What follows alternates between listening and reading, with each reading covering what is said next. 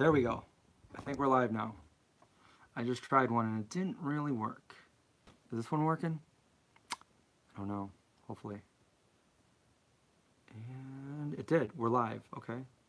My thumbnail didn't work, but it says we're live. Okay, let me mute that. And if anybody's going to join us, then what we need to do is ask some questions.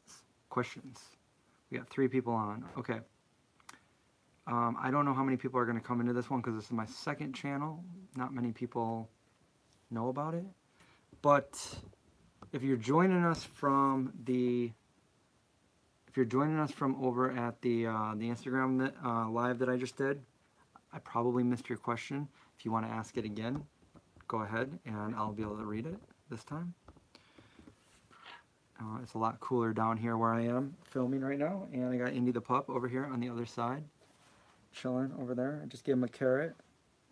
I'm slipping on something over here, but how am I slipping on my own rug? All right, so this stream we're going to be talking about the movie that we're doing, A44, which is the vegan zombie movie. It's coming to life. We are trying to get funding right now through some outside investors, as well as a Kickstarter we're doing.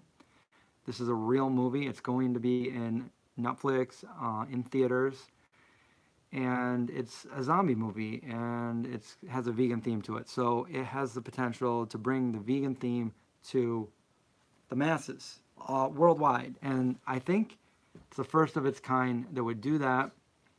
The entire movie will be using all vegan products, meaning no non-vegan products. I know there's a lot of movies these days that are hinting towards vegan things, but nothing that I've seen that are straight up 100% vegan without non-vegan items, stuff like that. And it's about time, you know, 2019. It's more than time to get a vegan themed movie out there for the masses. But it's definitely done in a very palatable way, because I know not everybody adjust to that. You know, a lot of people hear the word vegan and they're so, you know, in their ways, they don't want anything to do with it. And that's part of the reason why it's called A44 and not the Vegan Zombie. It's the same movie, but it's called A44. And that, as if you watched any of my other lives, what that does is it gives just kind of a level of intrigue. People want to know what it is without saying, oh, I'm not going to see that movie because I'm not a vegan. And they just make judgments, especially, you know, zombies and vegan. It's not what it's about. There's definitely a breakdown of what's going on, and people, I think, are going to be surprised. This was a very well thought out story that I had in my head. It's not just like I was like, oh, how about we get zombies and they're vegan and they're eating plants and yelling grains. This isn't what it's about. It's a real horror movie. So the horror fans, I guarantee the horror fans will not be disappointed, because we do have some horror icons from some very well-known horror movies in this movie. That's the other thing. We have some actors from my all-time favorite movies that I'm so excited about. How's everyone doing tonight? Hi, Trini Vegan. Yet another vegan. Brooklyn is on. Linda's on. John. Yeah, another vegan. So Brooklyn right now is, if you're just joining us, is the co-director and co-writer of the film, and she is moderating the channel right now along with Linda. But Brooklyn is posting the link for our project, the Kickstarter that we're doing right now. We really need all the help we could get. Like I said, with all the following of the Vegan Zombie, if everybody pledged $1, which I understand that's probably not realistic, but if everybody did, we'd have the funding right now. We'd have twice the funding that we were looking for in the Kickstarter. So basically all I'm saying is, you know, even if you can only donate $1, please donate $1. But if you can donate more, donate more. Again, I just want to make sure everybody knows this isn't about me. This is about getting a movie out there. Yes, it's going to fulfill my dreams, because this is what I've wanted to do for so long. This is my dream. But above all, that's Indy the pup right there. Above all that, it's more than that. It's getting the message out there, and it will save animals because it will change people's minds.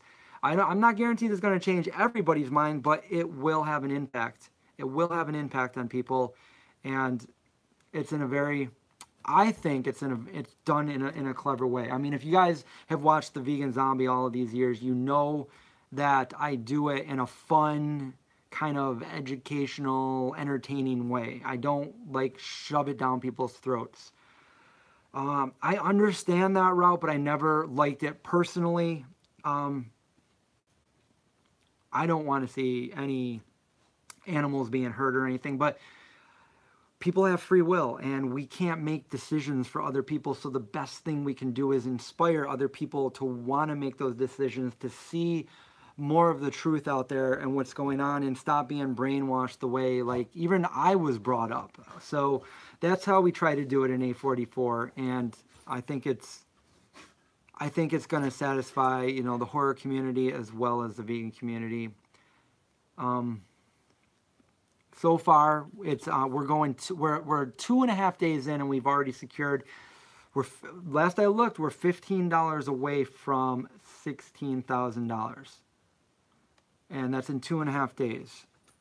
We are trying to get outside funding for investors for the rest of it, because this is only a portion of what we need to make this movie. Because I know a few people are like, how, you know, that's, you know, you're going to need a lot more money than 80 grand to make a real movie that's going to theaters with well-known actors. And that is very true, but this isn't all we need. We need a bigger budget than this, and we do have outside investors that we're looking at as well.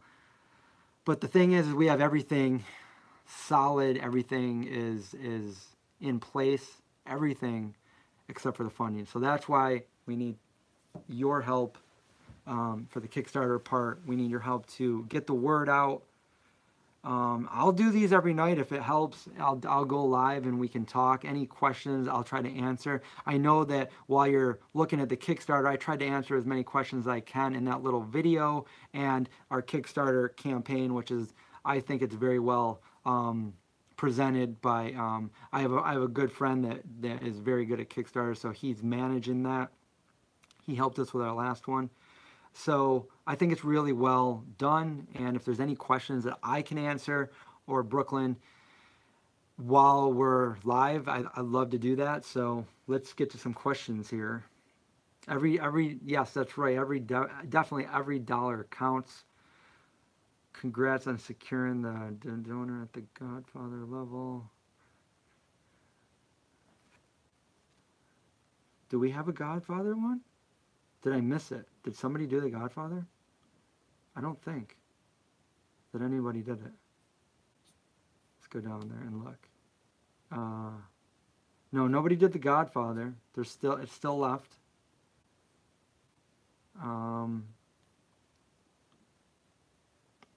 If the thing is if anybody knows, like right now, so we were featured in like my hometown newspaper, so Syracuse, so thank you, Syracuse.com.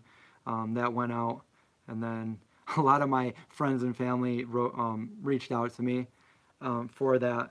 But I just got to say, like, you know, that's great. I'm glad everybody's on board and wants to help out, but we can't take any credit or any congratulations yet, because nothing's happened. Without the funding, nothing happens, and you know, it's all pretty much for nothing. If that happens, we gotta wait until we get that funding, and then it's going to take even longer. Now, the reason why we need the funding right now is because of where it's being shot and when it's being shot.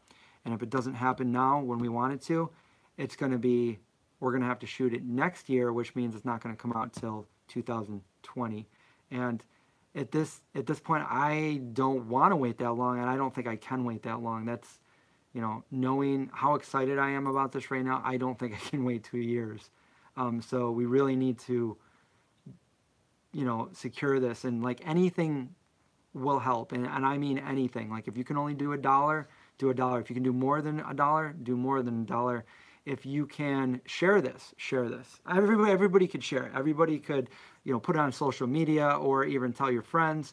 And if anybody does podcasts, I don't care if it's like a horror podcast or a vegan podcast, or maybe something that we could fit this into. Maybe it's not either, but maybe a lifestyle, something where we can talk about some way to fit it in. If somebody has a YouTube channel with a decent audience, it doesn't have to be, you know, like my channel. My channel is over 100,000 followers, which that's, you know, it's a little bigger than some channels I've spent 10 years building up, but it's definitely not, I don't consider it a big channel, because there's a lot of channels out there that have a lot more than that. But it doesn't have to be that big. I mean, whatever. We could do a little interview, get the word out.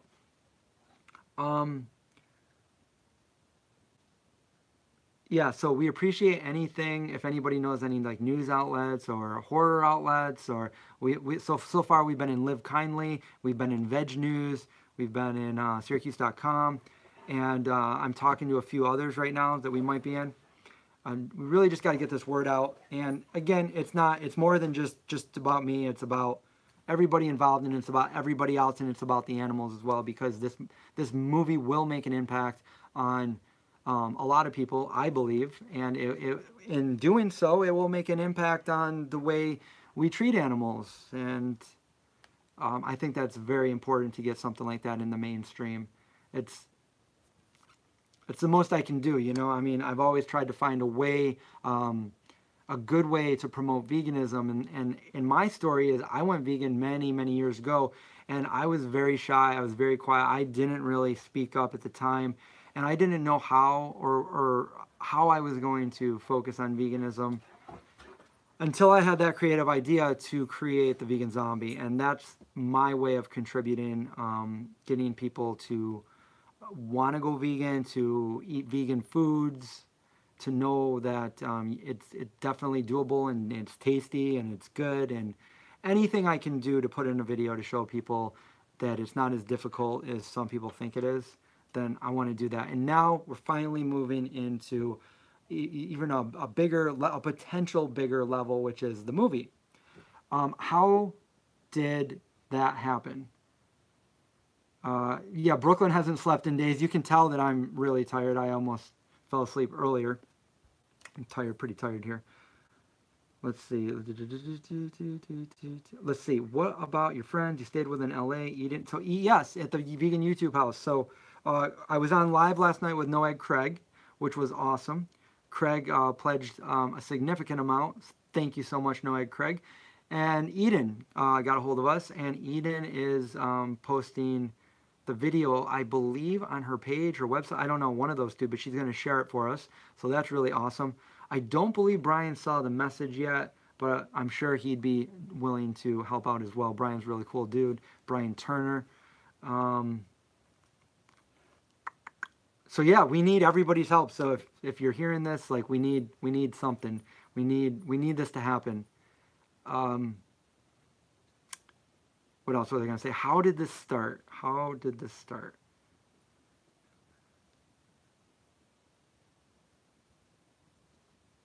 Okay, so how did this start? I went to, I'm sorry for those of you who've already heard this like 5 times, but let me just cover it again if anybody's new here.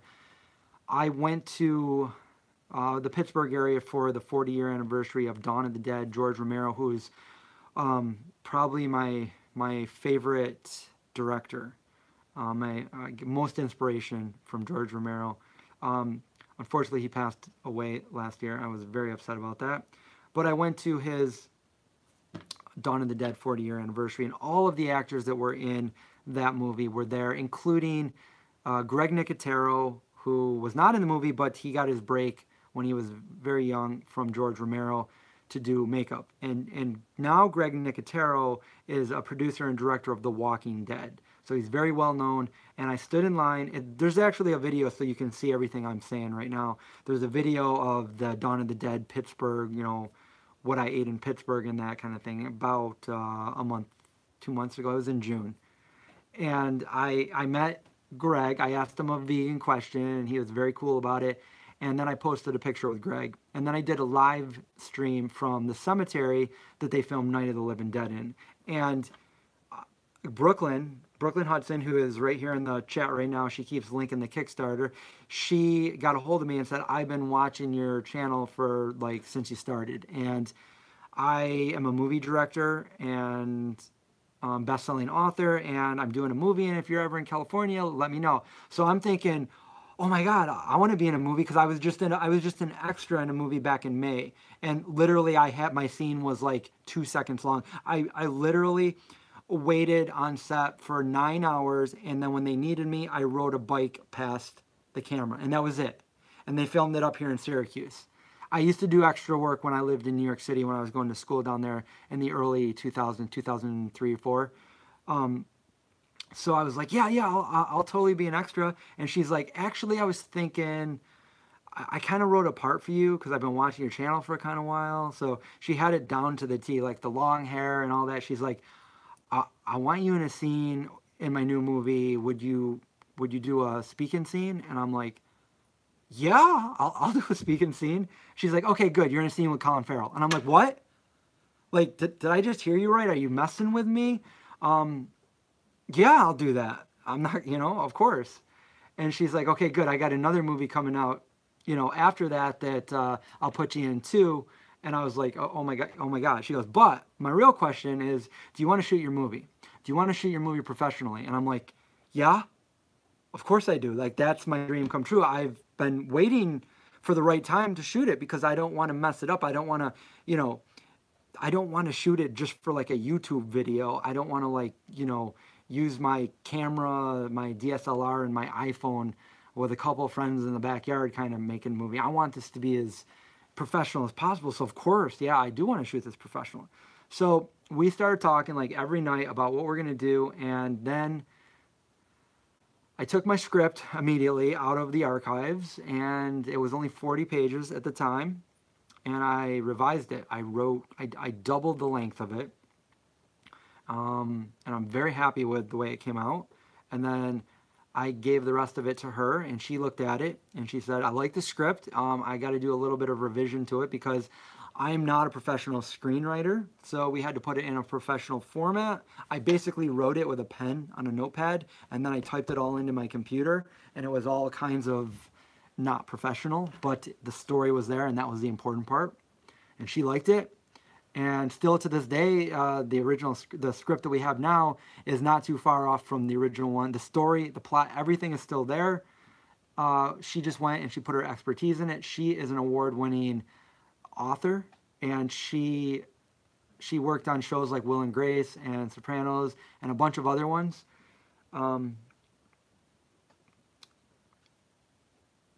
Daily Ruse, we will be putting, we have what we have right now on like the live stream we did the other night about the movie on the other channel. So basically the other channel, which is obviously a bigger channel, we will be putting all of the really important updates. So like on the day that we launched the Kickstarter, we went live on that channel, and now each night I'll probably go on this channel just so I don't clog up the main channel. People get weird about that and start unsubscribing.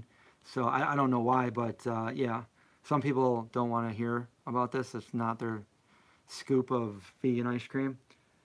But okay, so where was I? I totally lost my train of vegan stuff. Let me see. Midnight, it is going to be a horror movie, like a horror thriller.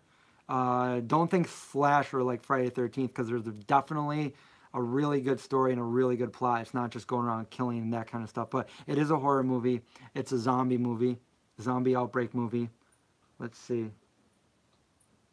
Yet another vegan changed the donation from 5 to 10. Thank you so much. Thank you, thank you, thank you. So can I ask what made you change it? Because I feel like when I come on and I talk to people, more people start to donate than when they actually just look at it. I don't know if there's something wrong with the Kickstarter or how it seems or how it looks. But I'm always wondering that, because I know horror isn't everybody's cup of tea. But I assure you, this one, it has a vegan theme to it. It'll make you think, And I got my inspiration. Let's just say that my inspiration on this are from some of my all-time favorite movies, such as like E.T. and Goonies and stuff like that. It is going to take place in present day, and it's going to be filmed here in upstate New York. Where was I anyway? Yeah, so she worked on like The Sopranos and Will and Grace. Anyway, so we've been talking. We revised the script. She has a lot of contacts over the years. She knows a lot of people, and she knows these actors. So that's why I know that these actors are excited and willing to be in the movie. And these are some well-known actors. So once we get a little bit of funding and we can do this, we're going to do an update video for the Kickstarter where I go probably out to LA and I do a video with some of the actors, hopefully to show you guys that this isn't just something I'm making up. You know, this is real, and here I am with so-and-so and the other director, and we're making this movie and we're bringing it to the mainstream, because that's what's important. That's what's going to make a difference. Have I contacted Moby? I know Moby, and I did contact Moby, and I actually wrote a part for Moby. Unfortunately, it doesn't look like he can do it because he's got a lot going on in October, so I'm pretty bummed about that. But yes, I talked to Moby last week. Let's see, what else? I don't want to answer that question because I don't want to give anything away, Amanda. And I'm not confirming that, and I'm not denying that. But I can tell you it's a vegan-themed movie, and the vegans are going to see the connection right away, and the non-vegans are going to wake up to reality. I believe. Most of them, hopefully. I appreciate that. Yeah, another vegan. I changed because funds are available. I think this movie needs to be made, and your message is definitely of value, more value than I can pay for. But I definitely appreciate that so much. I just hope everybody can see this. This isn't for just fulfilling my dreams, which, by the way, I will be completely honest, if this movie gets made, it will fulfill my dreams, but that's not the main reason here. The main reason is to get this out there in an altruistic way, to get people to think, and to do it on a mainstream. I'm not afraid to go outside of the box and do something that, you know, this really hasn't been done before. People don't do vegan movies for a reason. They don't think people are going to watch them, stuff like that. And they want to make money, money, money. And I want to break that stereotype. I want to say it's okay to put the vegan message out there. It's 2019 when the movie's going to come out, and we need to put the vegan message out there. And I don't want to shy away from doing it the mainstream way. I want it to go mainstream. I want the people to see the message. And I want other people to follow suit and say, hey, this movie did it. There's no reason why we can't do it. And it's not going to be hard to make a set that is, you know, all of the catering. Usually on set catering, you have vegan options, gluten-free options. We're going to have all vegan options. We're not going to have meat or dairy on set because that kind of is kind of hypocritical to what we're doing here. If we're like trying to fan fund this vegan themed movie, how could we do that? I could never do that myself, and I wouldn't want that done. Brooklyn is also a longtime vegan, and and the other thing is,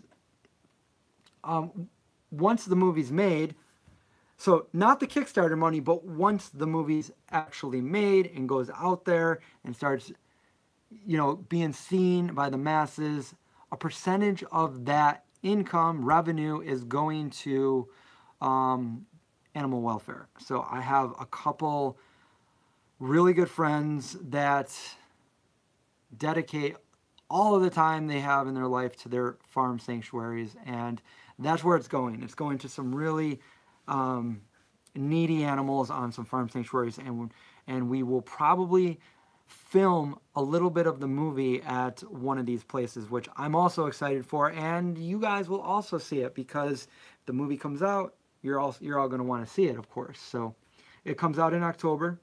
No, it's filmed in October. It comes out next year.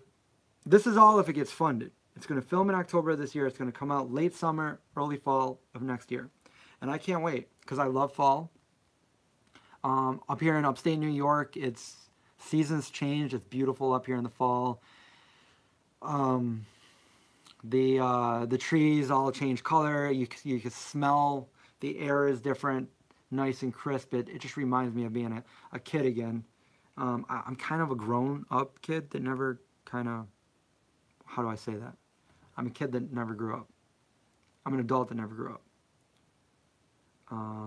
Yes, Amanda, we are definitely going to Vegan Brands to get sponsors from that. And the good thing about that is, yes, that will help fund us, but at the same time, a lot of vegan companies totally get snubbed in Hollywood movies because they're not the mainstream products. So they would, the mainstream movies would rather grab like Doritos or Pepsi or, whatever. I mean, not saying that some of these aren't vegan, but the main vegan products are getting looked over by bigger products out there.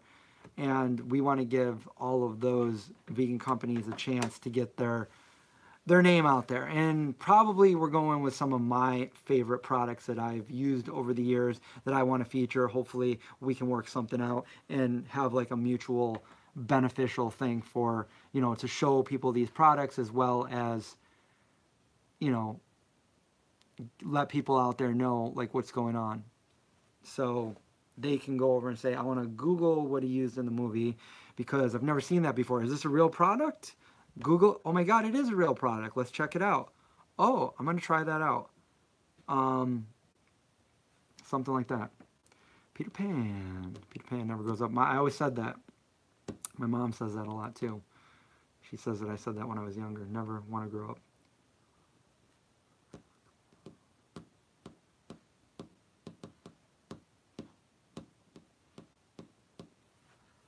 So, do we have any questions? Does anybody have any questions right now? I know some people. I know I would be if I came to this channel and I never watched the Vegan Zombie before and I didn't know who he was. I might be skeptical. Like, you're just all of a sudden making a major motion picture. Does anybody have any questions? I can answer whatever. I just can't tell the specifics of the movie, and I can tell what we've already told what movies the actors are in, but at this point I can't tell who the actors are yet. But hopefully in the next couple of weeks before the Kickstarter is done, I can, and I can actually show you a video of me with them, so that can happen as well.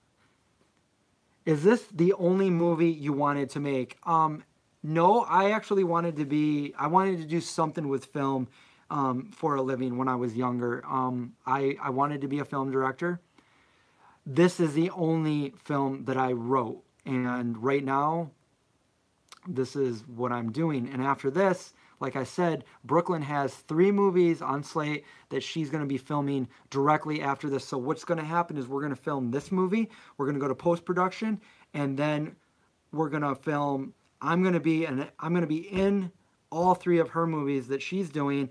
And then as this is going through post-production, we are going to be filming those movies and then going to film festivals with it later next year. And then it's going to come out hopefully on Netflix and theaters, and the premiere, which is in the perks. And you guys can check that out too. So there is a perk where you can buy tickets to the premiere and the after party with us and the cast.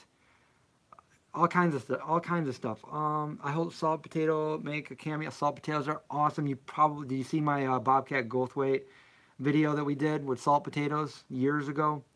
If you haven't, go check that out on the Vegan Zombie channel. Just do Vegan Zombie Salt Potatoes.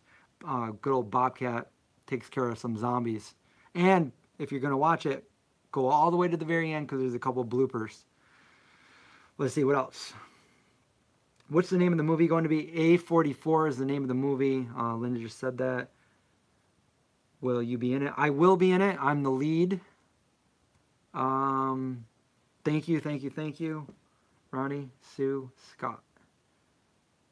Which products? I'm curious. We can't say right now. I mean, I have a lot of products that I mean, if you've seen my videos, you know the products that I'm always promoting, all those products that I really, really like. And I don't promote products if I don't like them. So if I'm promoting a product, it's because I like it. And I feel like I have a pretty good sense on, what's good and what's not good. So, what else? Is John going to be in the movie? Trini asked. You probably can't tell us now, but I hope so. Yeah, let's make that, let's find out. Let's find out if that happens or not. Let's find out if he'll be in the movie when we watch it. Sorry. Beard or no beard in the film? I have to shave this, clean shaven, off my face. It's all coming off. There's not even going to be stubble. It's going to be clean shaven. I'm thinking that I was going, like, when we get to a certain number on our Kickstarter, I was thinking that I'm going to shave it off live for you guys. I don't know if anybody even wants to watch that, but I was thinking about doing it. Follow Your Heart is a great company. Yeah, my hair is staying, my beard is going.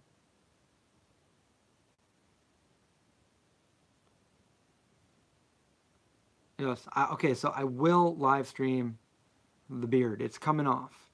I can't ever just trim my beard because every time I trim it, I don't like the way it looks, so then I end up shaving it all off, and then I grow it back again. I just really don't like shaving. That's the only reason. I don't like my beard the way it is now. I like it either clean shaven or just maybe like 2 or 3 weeks in, but then after it gets a little bit too long, I don't like it. The only reason I keep growing it out right now is because I want that dramatic effect when I actually do shave it off. So that's...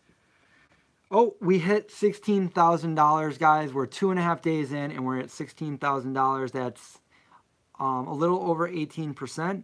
And thank you, thank you, thank you. Every little dollar helps out. Indy is definitely in the film. Indy is probably the star of the film. Let's get to 17,000. Let's do that. We can do that in the next... How long can we do that? Let's see how fast we can do that. Let's get on a timer. Right now on the East Coast, it's 11:30. We're doing it. I hope I don't fall asleep first. I haven't had much sleep. I'm excited, and it's a good thing. Let me see. Indy's over there sleeping. Do you guys want to see Indy real quick? Look at him. He's so cute. Oh, he heard me. He heard me. What's he doing? Hi, what are you doing? You're gonna stretch out? There's Indy. There's the star of the show, right there. Indy the pup. Do you guys like Indy?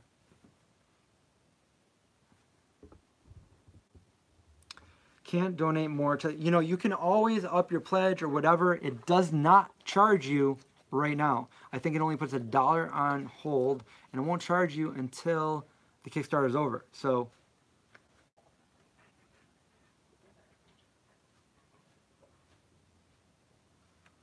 Am I doing a lot of posts myself? Everything on the Vegan Zombie I do myself. The only posts that are being done right now are from my friend that is managing the Kickstarter. I'm giving him all of the...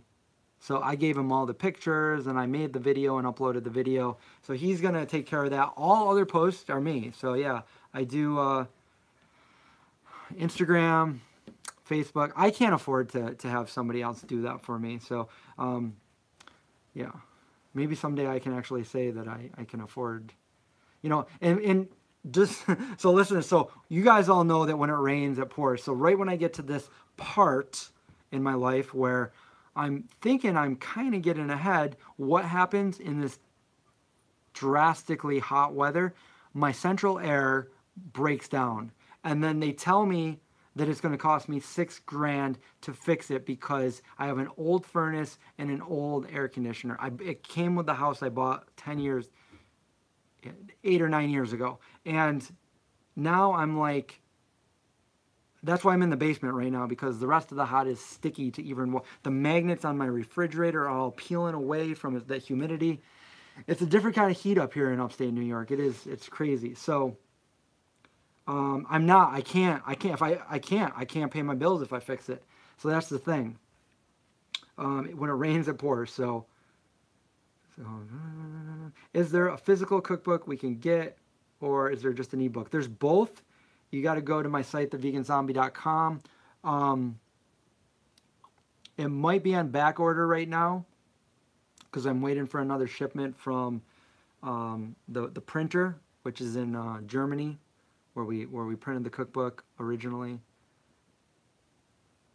And you can also get, so the cookbook you can get as an ebook as a perk, so you can knock it off both things with that. Like you can buy a perk on the Kickstarter and you can get that book, the ebook, and also support the Kickstarter. So that there's that, and then there's other things too. Like there's a PDF version of the script.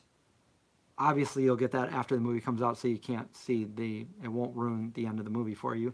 But hello, I'm Greg. Yeah, I can't afford to fix it. Like literally right now, I was gonna go tonight, but I ran out of time to my parents and grab.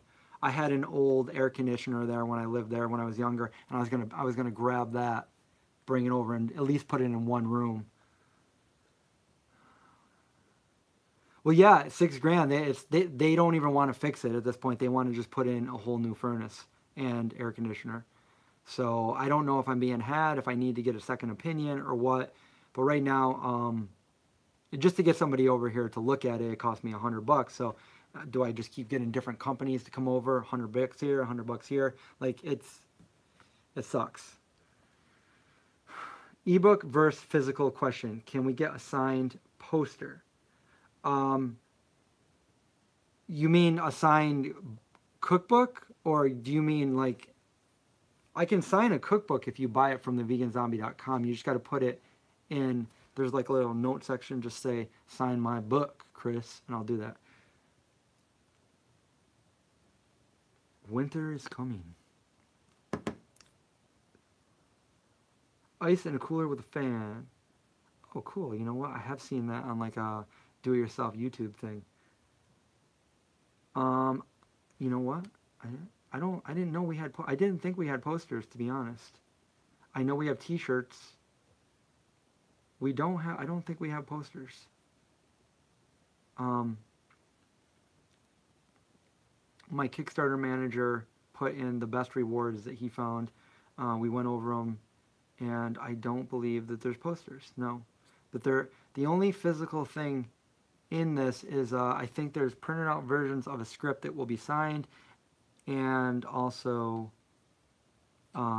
T-shirts at the $60 level, one of a kind limited edition T-shirts.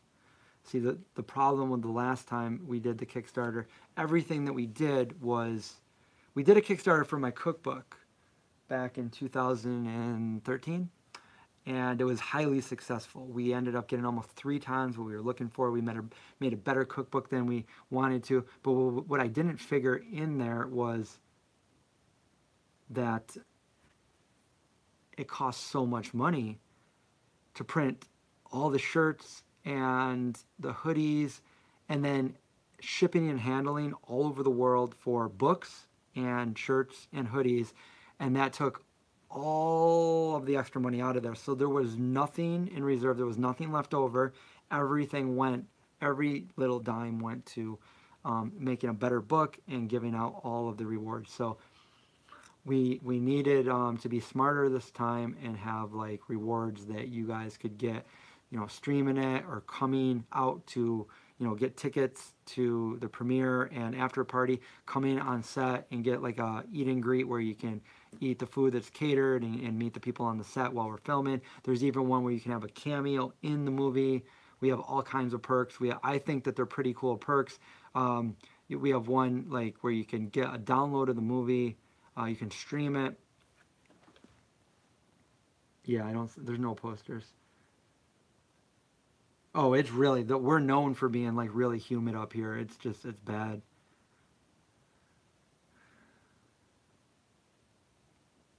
The pledges are only for ebooks. If you want a physical cookbook, you got to go through my website, theveganzombie.com. But like I said, right now they're on back order. I should be getting them.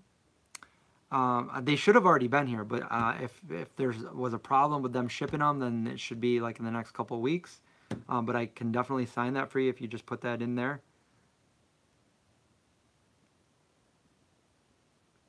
I fell off the vegan wagon. Will A44 bring me back? I believe it has a very good chance to bring you back, to bring a lot of people back. I want to say so much more about it, but I really don't want to give it away. I can't say enough how how good the story is there. And like I said, my inspirations were, my favorite movies from the 80s when I was little. E.T., Goonies, Stand By Me, just some of the best movies out there, I think. Well, I mean, a lot of people thought that because E.T. was, I think, the biggest grossing movie of all time, considering inflation. So,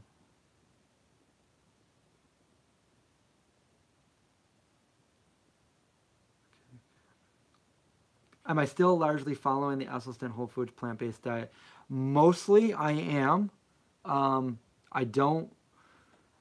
I did like a little taste test yesterday for the product, so I tasted a few foods, but for the most part, I don't do that normally, and I don't. I stay away completely from oils.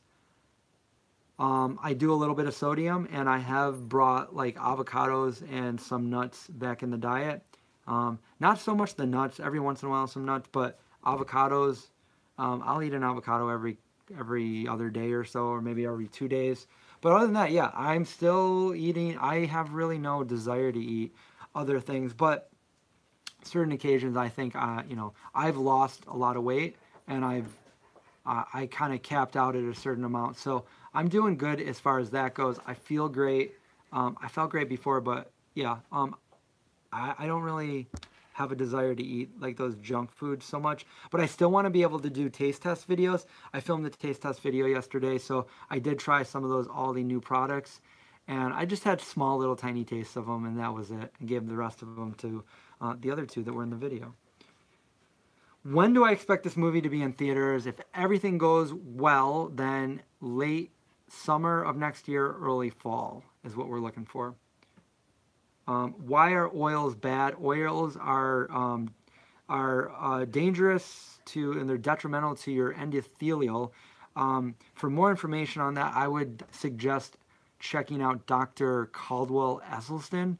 He's a renowned heart doctor, and he has got a great TED Talk, which I think is only like 13 minutes long, where you can watch all the reasons why. He's a very accredited doctor, so he knows what he's talking about, and it did work for me. I took him out of my diet, and even as a vegan, even if it's a long-term vegan, my cholesterol was a little bit higher than I wanted it to be. In no way was it like unhealthy high, but when I went on his diet, it dropped significantly to completely perfect cholesterol. So there is that.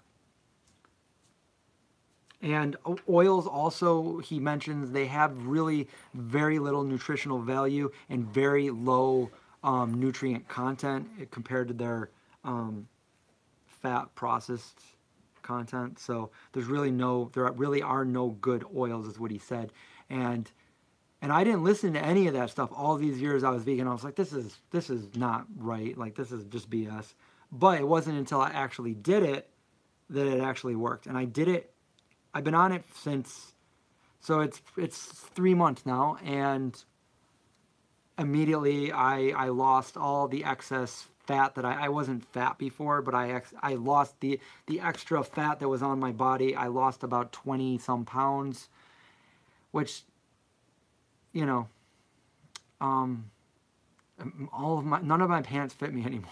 So there's that. I ended up finding I'm really picky with clothes, and I found a pair of pants I liked a couple years ago. So I went and I bought like 10 pair of them. They were really cheap. So I bought like 10 pair of them, and now none of them fit me anymore. My belt doesn't even fit me. And then they discontinued them. So I'm on the look for another pair of pants that I would, like. Anyway, my cholesterol went down. My cholesterol went way down, and I couldn't figure out my cholesterol for a year. I went to the doctor, and he said, your cholesterol is a little bit high. I'm like, what? So I kind of stayed away from processed foods, but I still ate oils and avocados and nuts and everything like that. I didn't cook with oil. Let me just say that. I'd never added oil to anything. I just ate things that had oil in it. But I tried to stay away from highly processed foods and junk foods. And I went back to the doctor, and it was still the same. So he's like, do more exercise. I'm like, I exercise every single day. He's like, do more cardio. I'm like, all right. So I started running more. Went back, still the same. So now he's telling me he wants me to start taking, medicine. I'm like, I'm not doing medicine. So I'm like, all right, one more time. I'm going to get an appointment for next month. I went on the Esselstyn diet. I followed it to a T. I went back and my results were drastically changed. Like, I did a video on it, so if you want to see the exact results, it only took me less than a month. It took me almost a little bit more than 3 weeks. I went and I got tested again for my blood, and my cholesterol went from again, it wasn't really high. It wasn't like dangerously high in the first place, but my LDL was around 130, and my overall cholesterol was up to like 185, 189. And after doing this for 3 weeks to almost a month, my overall cholesterol was 142 and my LDL was 89. So like completely good. So yeah, it works. Proven experience that it works, at least for me. Yeah, I do. Like, if I want, instead of cooking with oil now, like, I'll either use the air fryer with no oil. You can cook with a little bit of water. I like to use the apple cider vinegar a lot for stuff like that. There's also, you can get a very low sodium veggie broth. The other thing is sodium. I took salt completely out of my diet for those 2 months, but then I realized that wasn't really my problem. Salt can add, too much salt can add to water weight and stuff like that. And it can hurt in some ways if you do too much of it, but that wasn't really my problem. And that was the thing that was hard for me, was taking salt out. So I found my best balance just to be not salt free, but just low sodium. So I just try to keep my sodium down. I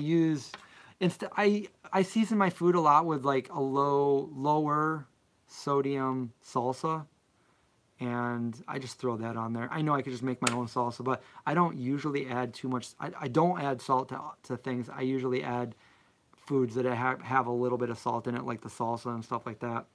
So that's what I'll use instead of like a lot of different like condiments that aren't really good for you. I'll make my own. I'll blend up some tomatoes and onions and some spices. But you can check out that in all my other videos on my other channel, my main channel. I said my pants. Indie pants.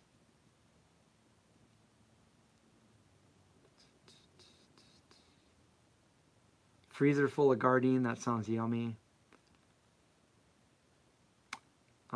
Yeah, Kimberly, no oil. Okay, yeah, so no oil.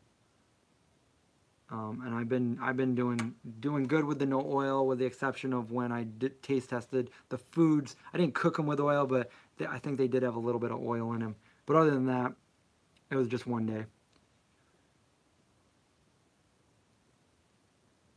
I didn't make this shirt. This is Ferocious Vegan, which is vegan police shop on Instagram. I think they have an Etsy account or something. There we go. Brooklyn says, is my advice and wisdom worth a few bucks on our Kickstarter? There you go. I already did the footwork for you.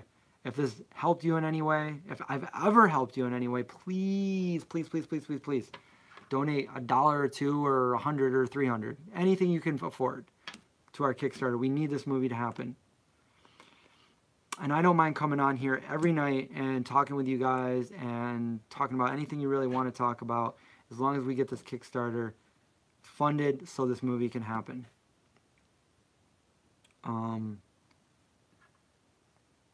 If I pledge 60, will I get the e-cookbook? Yeah, I believe you get all of the perks with that underneath. Let me just make sure. So 60.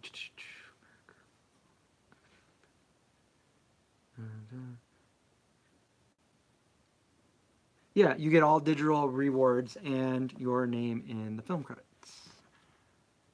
So yes. And if there's ever a problem with that, just message me, and very easily I will get that to you.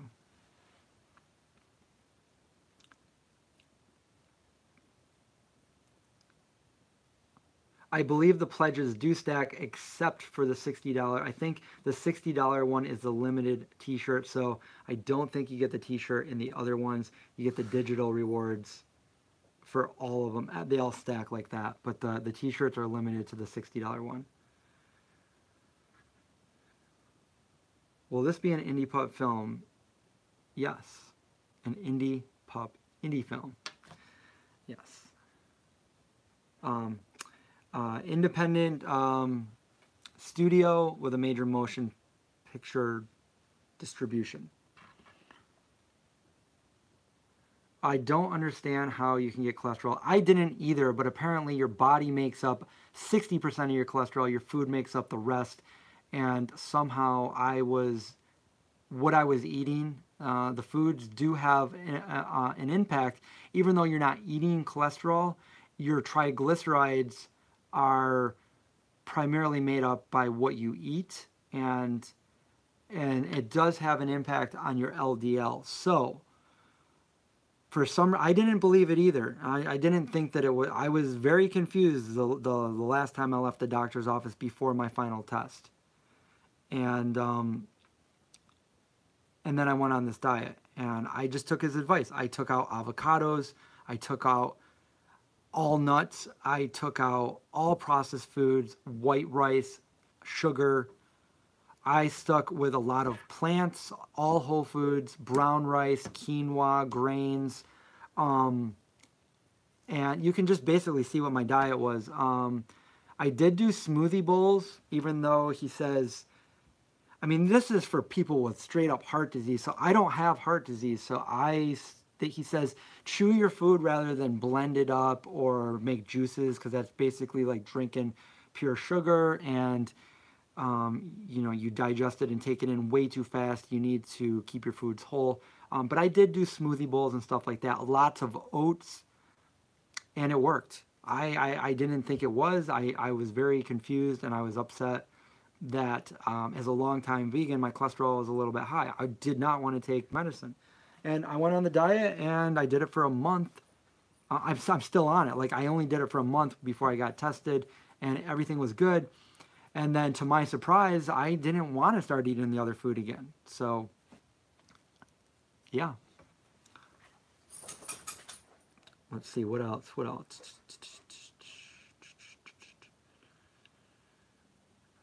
What are you eating if you omitted nuts and oil?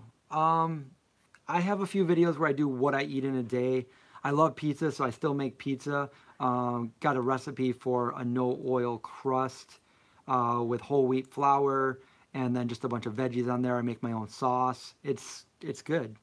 And I have my friend, this is going to be amazing when I do the update video, but my friend who I've known all my life, he not a vegan or anything, he said to me, Chris, you need to show me how you eat, because I have really high cholesterol, which his was even higher than mine, and he was way overweight. And he's been on this diet for a month and a half now, and I can't wait to show you guys the update, but he's lost more weight than I did, and he's going to get his cholesterol tested this week. So I'm almost willing to guarantee that his cholesterol is probably perfect now, because he's done it to a T. So he went from a non-vegan to eating, I'm going to be honest, the Esselstyn diet was kind of hard with not having salt or anything. That was the hardest part for me. And I was in places like Eat Drink Vegan, and I was out in LA with all the vegan YouTubers, and we were going out to dinner, and I was staying away from all of the foods I couldn't eat. And he went from non-vegan to this, and he stuck with it. I'm so proud of him. He's looking good, and he's feeling good, and he's a fireman, so he's already got people from his fire unit to see the results and start. One of his friends reached out to me yesterday and said, hey, I'm friends with your friend Jay, and can you give me some advice here? I need to do something. And I'm like, sure, yeah. So it's working. It works.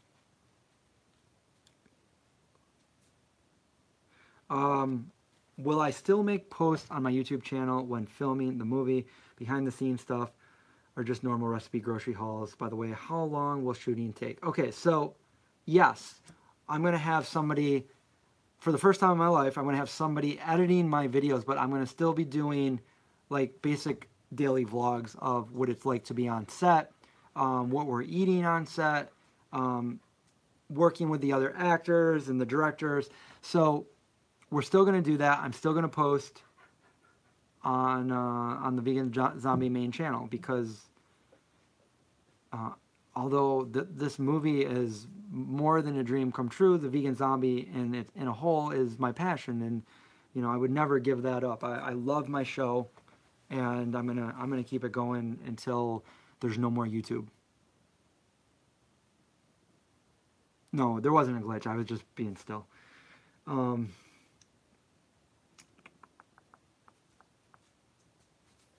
My first TV show gig was Dr. Quinn, Medicine Woman. So Brooklyn worked on Dr. Quinn, Medicine Woman. I wrote Rob Zombie on Instagram about your movie. I know it's a publicist, but thank you so much. I wrote to him as well. I don't think he looks at his messages on Instagram, because he was in Syracuse a couple weeks ago, and I reached out to him just to say, hey, like, I'm a huge fan. I'd love, you know, I told him about my show, and I just wanted, and I know he's a vegan, and I just told him about, you know, where he could go eat in Syracuse, and that I wanted to, if all possible, do a quick interview with him, or at the very least just say hi, maybe take a picture, and he never even read it, so I don't know.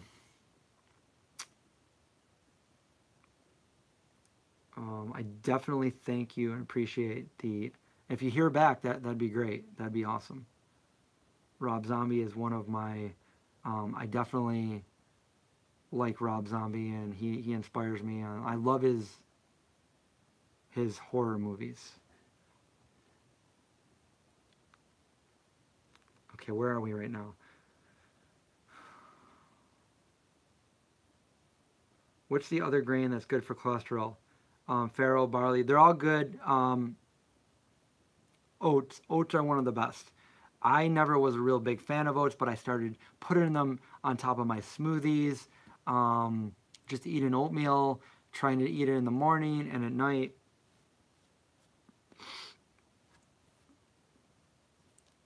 We also have a special effects guy. So we have a really awesome crew. So besides myself in Brooklyn, we have some, like a really good line producer. You can see all the stuff on the Kickstarter page. It has them all listed. Who's working on the remake of Pet Sematary right now, amongst some other things. She also wrote a book. She's actually from Syracuse as well, Amanda. But she lives in LA now, so I don't know her yet. George Schminke is the special effects guy. He's amazing. He worked, he was on the sci-fi show Face Off, and he made it to the finals. He's worked on some pretty good shows too, like, was it, what was it? Was it Z Nation? Z Nation, I think he worked on, and then Frankenstein. So we got some really good crew here.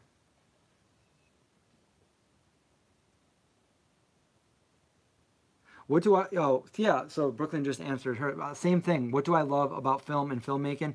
I love to tell a story visually. I love to show that. I love to make a film, and I love to bring it all together, make all those little decisions to bring a movie together, and then just sit back and watch people's reactions when they watch. You know, and that's kind of how it is when I upload a video. I sit there and I upload a video, and then I just wait to read your comments on it. But even before there was YouTube, I would make movies, and I would do it on my, you know, camcorder and 2 VCRs, and then I would show it to my audience, which at that time was just my friends and family, and I would just sit back and I would watch everybody's reactions. Like, okay, here comes the part that I'm waiting for. What's their reaction? Are they gonna laugh? Are they gonna think it's stupid? Like, I love making film. I'm not a big reader. I would rather, everything for me is visual. And I'm one of those people where somebody says, I'm like, oh, I love this movie. And they're like, well, the book was better. For me, they're two different things. Like, the book for me is completely different than a movie. I don't like to compare them. I don't like to say, oh, well, the book was better than the movie of this. I'm like, the film is something completely different. This is a film that came to life visually. This is one, the book is something that you you have your own visual. And, you know, sometimes you can never come up with a movie that is good as your mind. But for me, I love movies. When I watch movies, maybe I'm not like the average movie watcher. I'm watching the way things are shot. Like, what scene did they use here? How did they do this? How did they do the lighting in this scene? How are they acting in the scene? What are they wearing? Like, what is in the shot? So yeah, I guess that answers the question. Let's see. I get it. Yeah, another vegan. You got to be up in 5 hours. I'm tired right now, so I can imagine how that would be. So thank you for being on here, and have a great night. Who is writing the score, the soundtrack? We have one person right now in mind with an amazing song that I really want to get a hold of to use. We've been talking back and forth, and the song works for a very important scene in the movie, and he might do the rest of the score. There's a few other people that have reached out to us that could possibly do the score for the movie. So we don't have anybody set in stone at this point.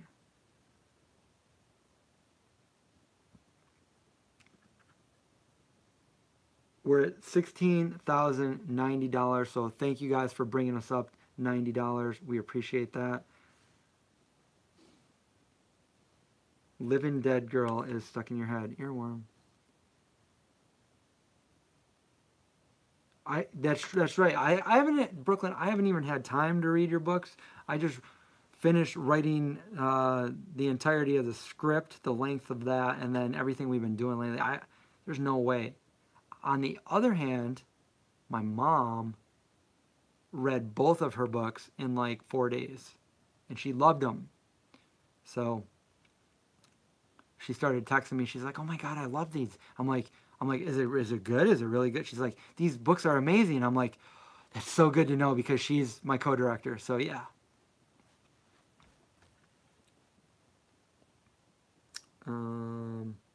Is there gore? Yes, there's gore. This is a horror movie. This is a zombie movie. There's gore. There's gore to this. It's not going to be family friendly like my YouTube show. But this was the original script that I wrote. It wasn't supposed to be family friendly. So it is a horror movie, but like I said, it definitely has that vegan theme to it that's going to make people think. So it's more than a horror movie. It kind of plays out more of like a thriller, but there is gore in it.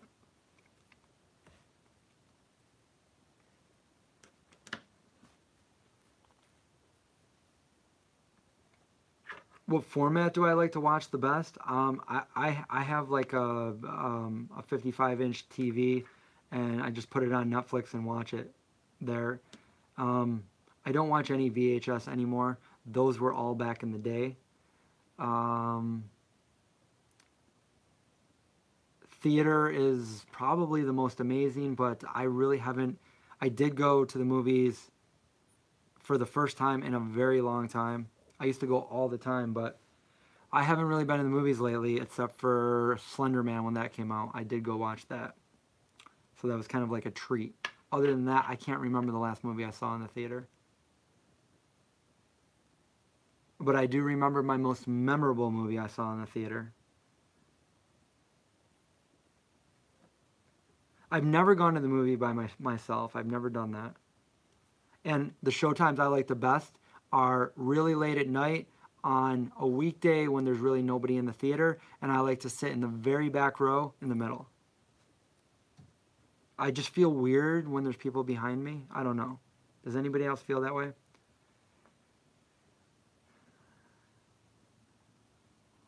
Brooklyn has only gone to the movies alone once.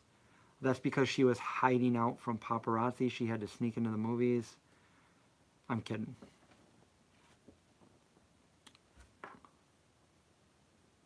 Well, we caught up on all the questions. What do we got? We have 23 people in the chat now.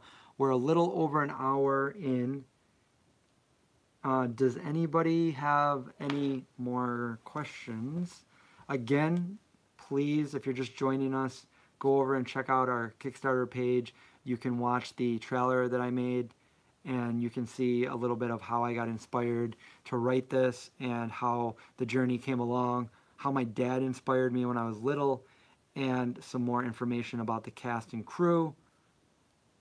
And then every little bit of donation is important to us. So now we're at 16,150. So whoever just donated, thank you so much. We're almost 3 days in, 3 full days in. We have 27 days to go. Our goal for the Kickstarter is $80,000. We're just over 18%. So looking at that little green line, if we can do this every day, then we can make it. It is slowing down now, so we gotta keep going. We gotta keep sharing this, and if anybody can donate anything, that's what we need. So please, please, please help this out. We need to get this movie out to the mainstream. It is a movie that I think the world needs. There's a lot of horror fans out there, so that's like right there. That's a good target audience right there. They're gonna go see a movie that I believe they're gonna like this movie as a horror movie alone, but they're also gonna think it's just inevitable. Some of the scenes that we have in this movie, that they're just gonna think to themselves that can I actually leave the theater now and go grab a burger, a non-vegan burger, like after I just saw what I, you know. And it's I just want to let you know, it's the content. It's not like something, I'm not showing like the gore of it is making them do it. That's not what I'm saying. It's the storyline, it's the plot, it's the connections, and it's the dialogue, and it's going to make people think. It's got to make people think. It's one of those things where I was trying to write something, the perfect thing to write, and I just thought that this has to be, like, at first I didn't know what it was going to be, and I just started writing, and then this was it. This was the scene. This is the most important scene in the movie, and you know, it's a connection. So I shouldn't say anything more, because I'm going to end up telling you guys exactly, and then I'm going to be like, why did I say that? And then I'm going to have to delete the video. You know, Chris, why did you say that? What was the writing process like? The writing process for me, so first of all, I hate writing. I just hate it. But then once I start writing, once I have an idea, I just get in a zone, and I just keep writing. It's all in my head, and I see it, and it's playing out in my head, and I just keep writing, and that's what it's like for me. And for me, for this one, that's what I did when I first wrote it 10 years ago. But when I had to dig it back up back in June, I had to double the length of the thing. So basically it was like putting pieces in like a puzzle, but once I put a new piece in, it kind of ruined another part. So I'm like, okay, I changed this, but now since I changed this, this part doesn't work anymore. So it was all about like a puzzle in my head that I had to do. And that's what editing is like for me too. I got a good memory, and it's like a photographic visual memory. So when I'm thinking of something, I have all the visuals out there. So when I'm editing, it's like a puzzle, and I'm putting all these scenes together, and I know what scene is where and what scene needs to go in between or after or whatever. So that's kind of how it was writing. And this is really the only script I ever wrote. And I started it over 10 years ago. And now it's finally, I mean, scripts can be changed all the way up to Steven Spielberg was changing the script of Jaws 12 hours each day before he was shooting scenes. And so it can still change now. And that's what we're trying to, we have a solid script right now, but we're always going in and say, what if we do this? Would this cut the cost of the movie if we change this? Or what if we do this? Is this better for the movie? Does this make this character more likable or something like that? So what else? What else was I about to say? Let's see.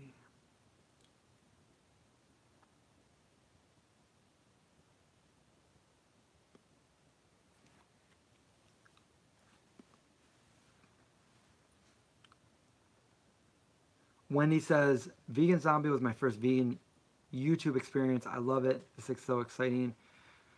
Awesome. Thank you. Yeah, we came out like almost 10 years ago on YouTube. It's about 9.5 years ago we started the channel, and been doing it ever since. And I loved every minute of it.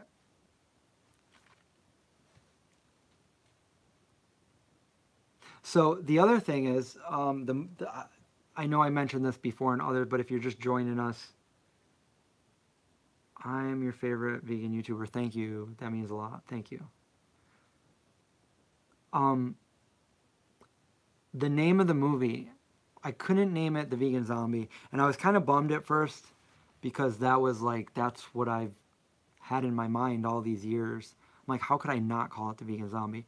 But it made sense not to call it The Vegan Zombie, because if we called it The Vegan Zombie, let's face it, there's a lot of people out there that are just stubborn and would not go watch it if it was called The Vegan Zombie.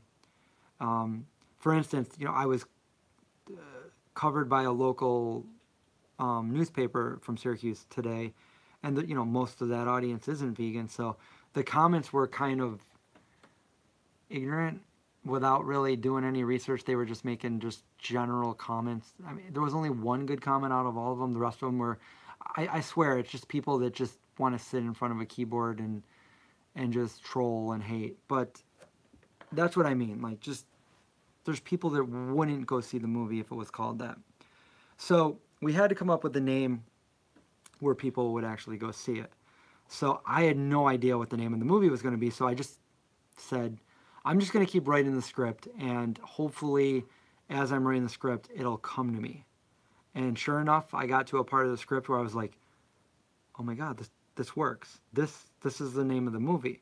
And I told Brooklyn that I was on the phone with Brooklyn that night, and I told her that I was in the process of telling her that the name of the movie was going to be A44, and that's what I wanted the name of it to be. And I told her about the scene with A44, and she goes, that's the name of the movie. I'm like, yeah, that's what I was saying. So we both kind of like agreed that that should be the name of the movie. And it came down to that or one other name, which I won't mention right now, but it was either that or another name. I liked them both, but in hindsight, I like A44 a lot better. And what does A44 do for most of you? Everybody I've asked personally, it did exactly what we wanted. I said, the name of the movie is A44. What do you think? And the first thing they said, like, it sounds good, but like, what is it? What does it mean? That's exactly what I want. I want people to be intrigued and want to know more. Because if you hear vegan zombie and then you got the stubborn people that we know, that we all know, and say, go ahead and have fun at the movies. I'm going to sit here. You tell me how the vegan zombie was, because I'm not going to go see that movie. But if you say it's A44, now they're going to be like, what is it? It's a zombie-themed movie. It's a horror movie. I want to go see that. And then they go see it. They see their horror movie that they wanted to watch. And then they also unknowingly see a vegan theme in it, which it's totally palatable. It's not one of those shoving them down your throat thing, putting it in your face like that. It's one of those things that just comes along and you're like, oh, I get it. I mean, that's the idea.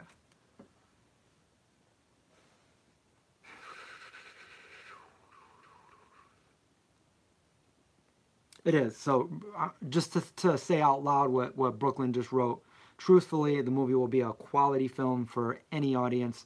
I wholeheartedly agree with that. I'm actually impressed with what I wrote. Like, when I wrote it, all the scenes, after revising the script, I kind of sat back and I'm like, oh my God, did I really write that? And I'm not trying to toot my own horn, but like the script is, if I didn't write it, I would love to see this movie, because it's a good script. I need to put it on the big screen for everybody else to see it. And if this isn't intriguing you guys enough to want to go see it, then I don't know what else to say. Like I said, you guys know me from the channel for all these years. You know I'm genuine. You know I'm not gonna I don't do those clickbaity videos. Like what I tell you was the truth. So we deliver the message in a very honest, entertaining, and palatable way. And you guys can be part of this. You guys can be a part of history. Get in a movie out there to hit the mainstream. And I think one of my smoke detectors battery is dying because I just heard the little beep, and it always happens at night. It's 12 a.m. here. It's 12:15, and all of a sudden beep. Elf clickbait. Elf. Oh, F clickbait. See, that's because I haven't slept. What about the trailer? Will it be made apparent in its vegan? Well, we got to make the movie first before we come out with the trailer. Usually a trailer has to entice the audience to want to see it. So we're going to have to show some important scenes in that trailer. But, you can read about it right now. You can, okay, hold on. Let me just give you guys, I want you to all go over to the Kickstarter page when you have a chance. A44 Zombie Horror Movie. I'm going to read you the about. A44 is a dramatic thriller created by Chris Cooney and written by Chris Cooney and award-winning screenwriter and best-selling author Brooklyn Hudson. And then it kind of tells my journey, but where is it? Okay, the synopsis. A college student is driven to find the source of a mysterious illness that appears to be originating from the meat and dairy supply and renders the community mindless killers. So you can start to think of what's going on there. All right. This is all stuff you can read, so I'm just going to read it to you to see if it piques anybody's interest. All right. Harley Landon lives in a small town where everybody knows each other. I'm playing Harley. When a stomach bug mysteriously strikes, violence ensues, and the town of Amherst begin to turn on each other, mutating into rabid killers. Harley, a lifelong vegan, appears unaffected by the plague and takes to the road in search of a cure, with his loyal companion Indy, the German Shepherd, and Vanessa, the object of his affection. After meeting Jerry, a savvy biochemist, he is led to Dr. Hamilton, who has developed a prototype vaccine. The only problem is funding has been terminated, hindering her research of the virus. With those close to him perishing, Harley will do anything to stop the spread of the disease to survive. In a harrowing fight, he is forced to decide between saving his own life and saving the life of his best friend. What will happen? Now Harley will never be the same. Originally, this is a little backstory that nobody else... Brooklyn can't hear it? Can you guys not hear what's going on? Is something happening? Are we live? Are we live? Did everybody hear what I just said? Or am I totally... Okay, so we can hear it. So Brooklyn's connection is gone. I don't know, maybe. I don't know. Oh, the smoke alarm. It's doing the beep thing. So every 5 minutes, beep, that kind of thing. Now, originally I wrote it with the main character, his name being Henry. But then I changed it to Harley, nickname for Harland, who was, I guess, my great-grandfather, my mom's grandfather's name, Harland.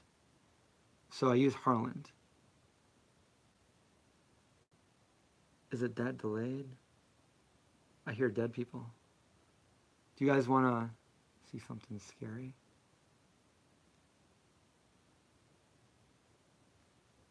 Melissa is excited and intrigued. Hey, Melissa. I think I liked your picture on Facebook today. tell some ghost stories. I'll tell you a story. It's not so much a ghost story, but it's just kind of creepy. Okay, so the house that I live in now, I bought this house back in 2010. And this is when I was working at my other job. I used to be a federal investigator, and I made good money, but I hated the job. So what I did was I traded that in for what I loved doing, making no money. So I kind of did a trade-off of what was more important to me, living my life and being happy, or having money and not being happy. So anyway, I bought the house, and about a few months after I lived here, I'm in the basement right now, and on the other side of me right now is another room that goes into where the furnace is and the wash machine and dryer. And I'm not scared right now because Indy the pup is on the other side of this table, and he will protect me from anything. But anyway, so one day I go down there to do some laundry, and I notice there's something over in the corner behind the furnace. What is it? It was this old painting, picture painting of this little boy wearing like clothes from like the early 1900s, maybe late 1800s. And he was sitting by a chair, or he's standing next to a chair. And he's got this weird look on his face. Well, you know how they never smiled back in pictures back then? It's definitely a painting, but he's not smiling, and it just seems wherever you go, he's looking at you. Wherever you go, he's looking at you. And it was just really creepy. So, of course, I named him Jacob.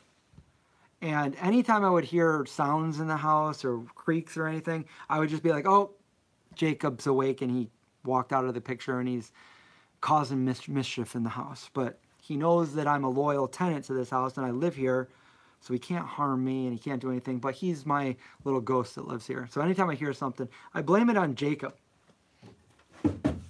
Here he is, right here. That's Jacob. Wherever you go, his eyes look at you. I don't know. Could anybody tell me about when this was painted? Like what? Late 1800s, early 1900s? What do you think?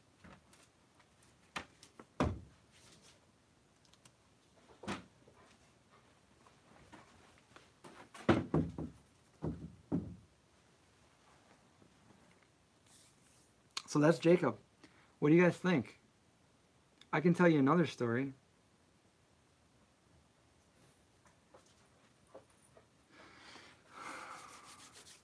Let's see. Well, we didn't lose anybody there. Hi, Indy. How are you? You're a pup.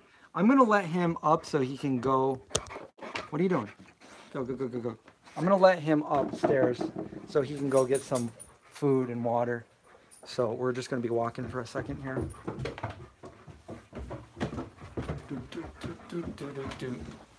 All right, go get some food. Go get some water.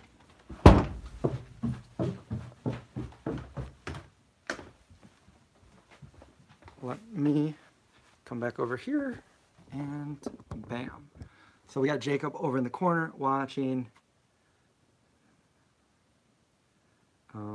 I don't mind it either. I like Jacob. He's part of my house.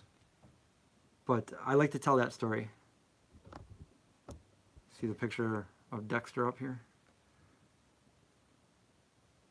I do have some other creepy stories. Looks like it was painted in the 20s or 30s.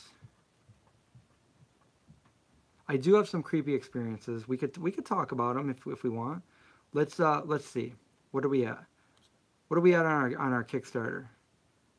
If we can get one more pledge, I'll do another story. Right now, let me just make sure. Bam, bam, bam. Does anybody here do or know anybody that does podcast or anything like that where we could maybe do an interview to get this movie out to more people? See, that's what I'm afraid of. Like, if this doesn't get funded, we can't do the movie. And everybody's super excited about it now, and everybody's, like I said earlier, everybody's like congratulating me, but it's like, we haven't done it yet. We haven't got funded. There's nothing yet to congratulate.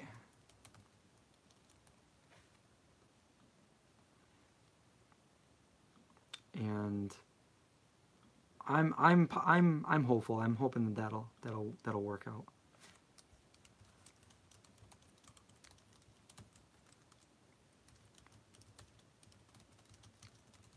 There we go. What are we at here? Nikki 6. Kickstart my heart.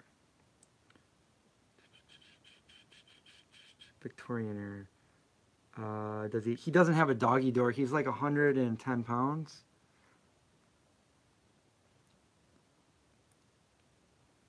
Trini, yes, I'm going to be on the Beard. I don't know when it's going to be out, but I'll be on the Bearded Vegans podcast I'll be doing the interview with him on the 22nd. Coming up. What is it today? Today's the 15th.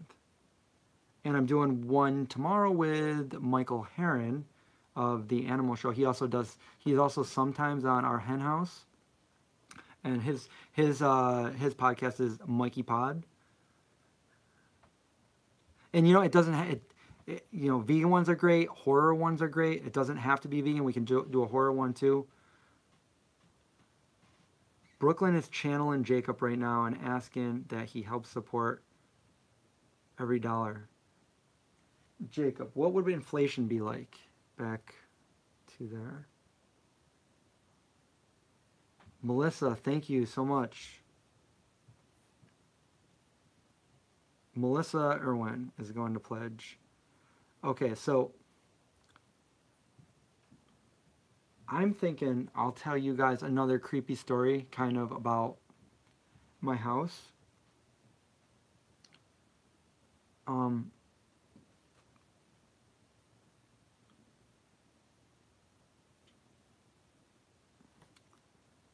We could tell it with Jacob. I can go sit. This chair is kind of getting. What do you? Hold on. Let me go over here and sit over here.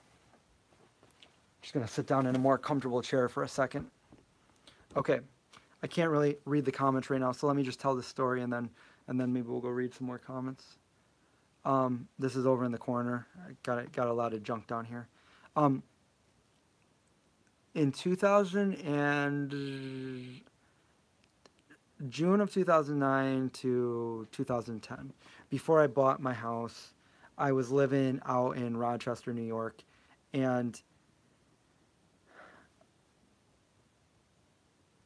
I was living in an apartment out there, and this is when I was still an investigator, and I had just started the Vegan Zombie channel and written the script.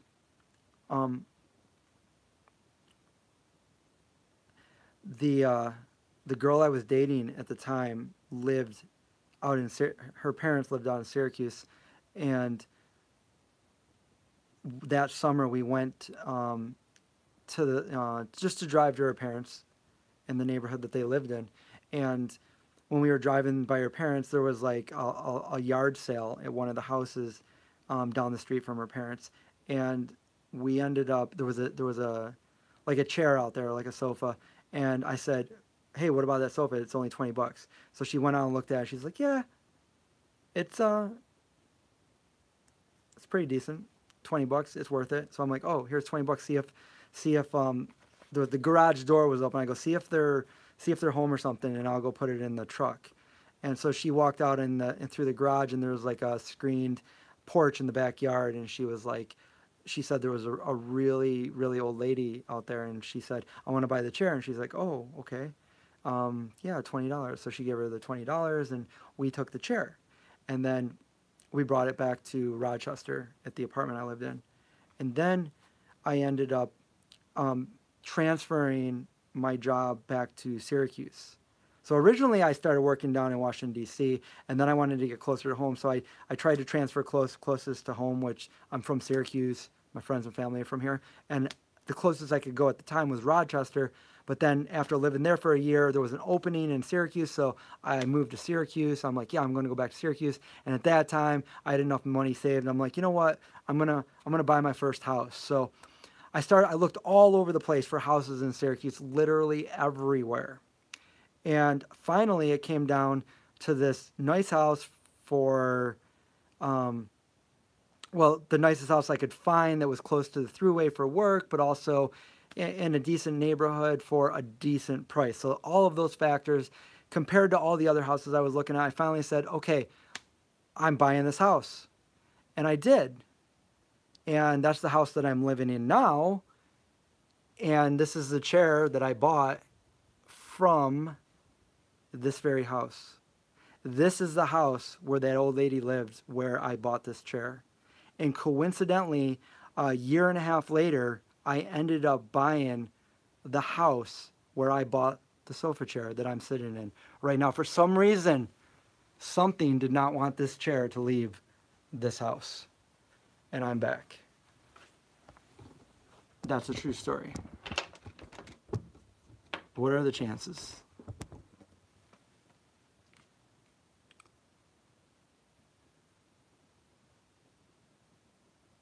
How about trying vegan Ralph Smart? Is he a YouTuber? That would be cool. Reach out to Bunny Ears Podcast with Macaulay. Oh yeah, I just heard Macaulay. I just heard an interview with Macaulay, and I heard about the bunny ears. That'd be great. Hey Brooklyn, are you writing these ones down? We're at 16,170. Thank you. If that was, let's see.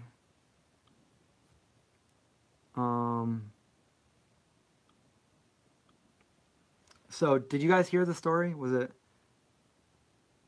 So I want to say thank you to Wendy. Thank you to Melissa. If that was you that just pledged the 20, thank you so much. We are making a movie. So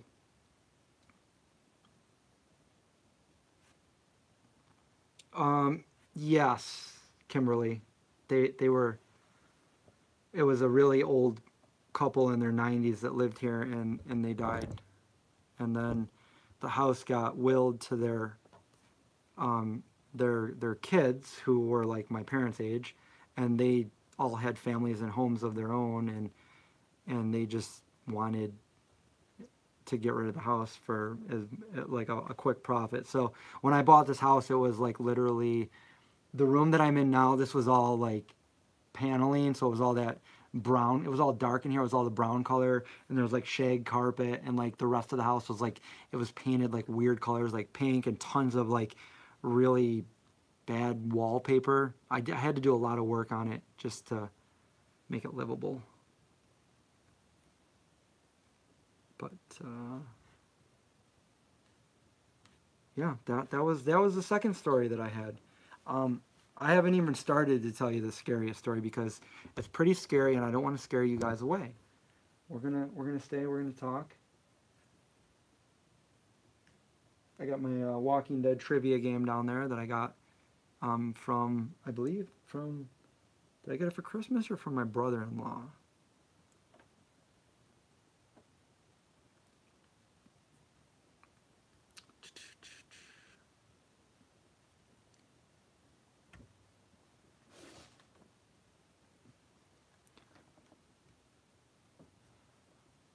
Again, if you're just joining us, check out our Kickstarter for our movie, A44, a vegan horror movie.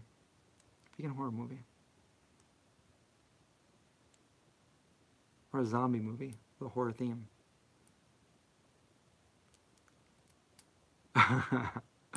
Don't tease us like that with the scary story. I can't give them all away in one night. We gotta save them for other nights. Right? Am I right? I'm looking around. Is there anything else? Any other questions? I could still go for a little bit longer here. What's everyone doing? Where's everybody from? Where are we I'm in Syracuse, New York right now.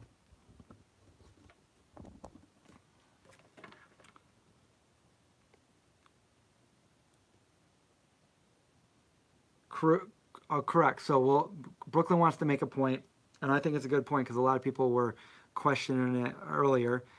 This is, even though I am a vegan YouTuber on the Vegan Zombie, I wrote the script before my YouTube channel, and I fully intended to make the movie at a professional level at someday. And this is not a YouTube movie. This is a real major motion picture with a real cast. These people are well-known actors in many other movies. One of them is from one of the most popular movies ever, E.T. We have Goonies, we have Platoon, we have Elf, the Christmas movie that everyone loves, Elf. So we have actors from each one of those movies so far, and we're still trying to secure a couple others. Let's see. Hello, I'm Greg is from Philly.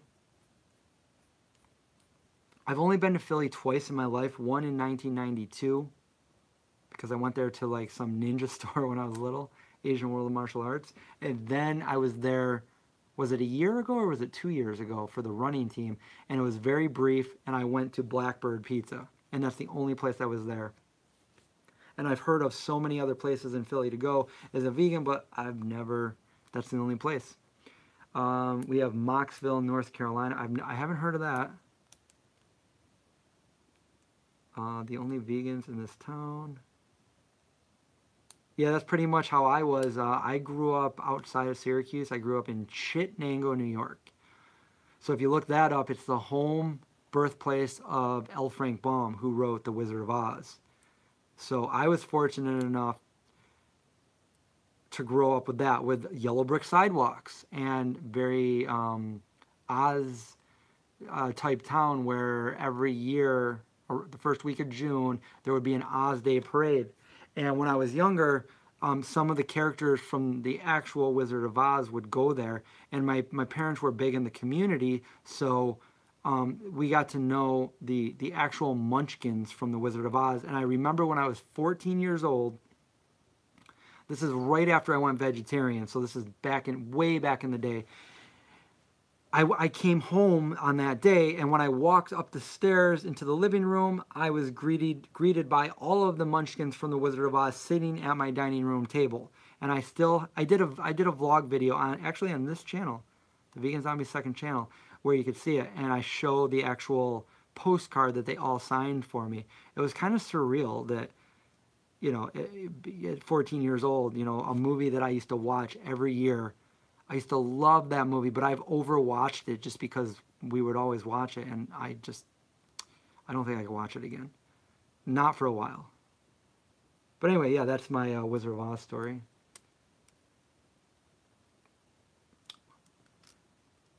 Yeah, I definitely have heard that Philly is very, very vegan friendly. I got a bunch of friends that live there. I just haven't been. The last time I was in PA, I was in Pittsburgh for the George Romero, which, by the way, next month is going to be the 50-year anniversary out there at for Night of the Living Dead. So I might do that.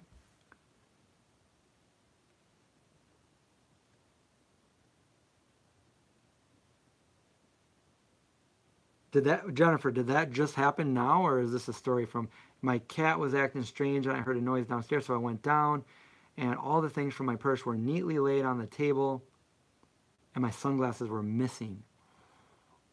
Is your cat's name Chester Cheetah?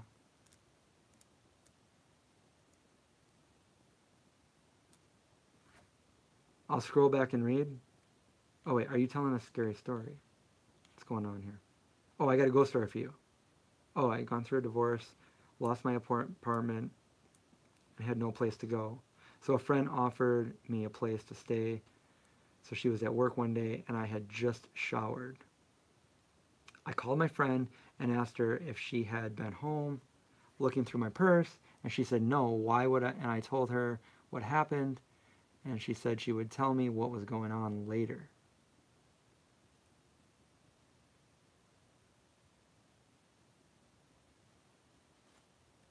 D-Tube.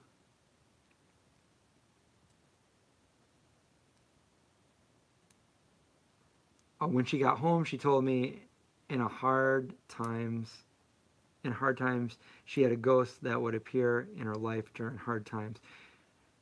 And she was checking me out to make sure I was safe. So I got to go back even further. Let's see.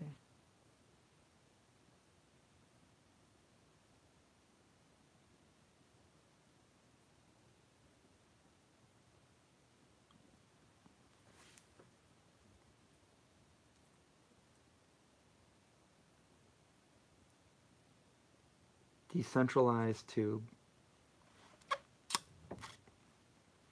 We're waiting for the next part of the scary story. Ghost story. Oh, okay. Gotcha. Little delay there.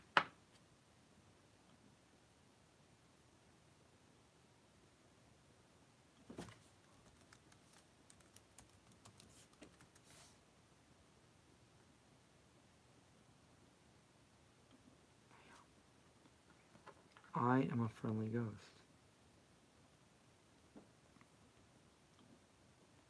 We're waiting on, okay, there we go. Her ghost now out in the open to me was doing all kinds of weird things like messing with the radios and such, making them go off at odd times of the night. On the stairs one night as I was going up,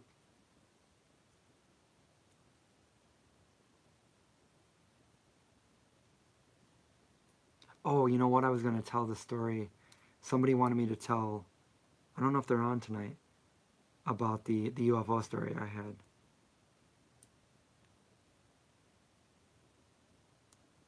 She was coming down the stairs and brushed past me, and I could feel this coldness on my skin. I never believed in ghosts till that. I'm a believer now. That's cool. That's cool. Would you guys freak out if that little boy right now, Jacob, started moving, or he moved out of the frame, or if I went like this and now he was gone?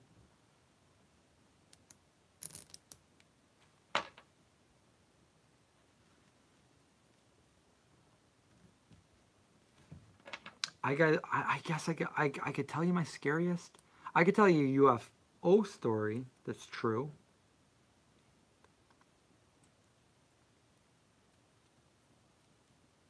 What do you guys want? How many people we have on right now? We have 20 people on.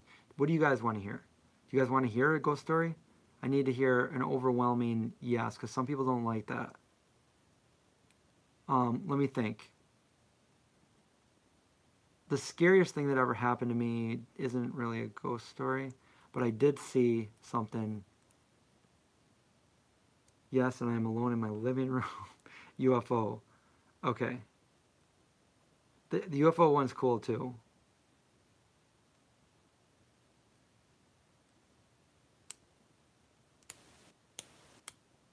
Okay. You know what? Does everybody want to hear the UFO one? Tell the alien one. Yes. All right, you guys can check this out. So I happen to be watching like a UFO show on the UFO channel, whatever channel it is, the cable channel, a couple years ago.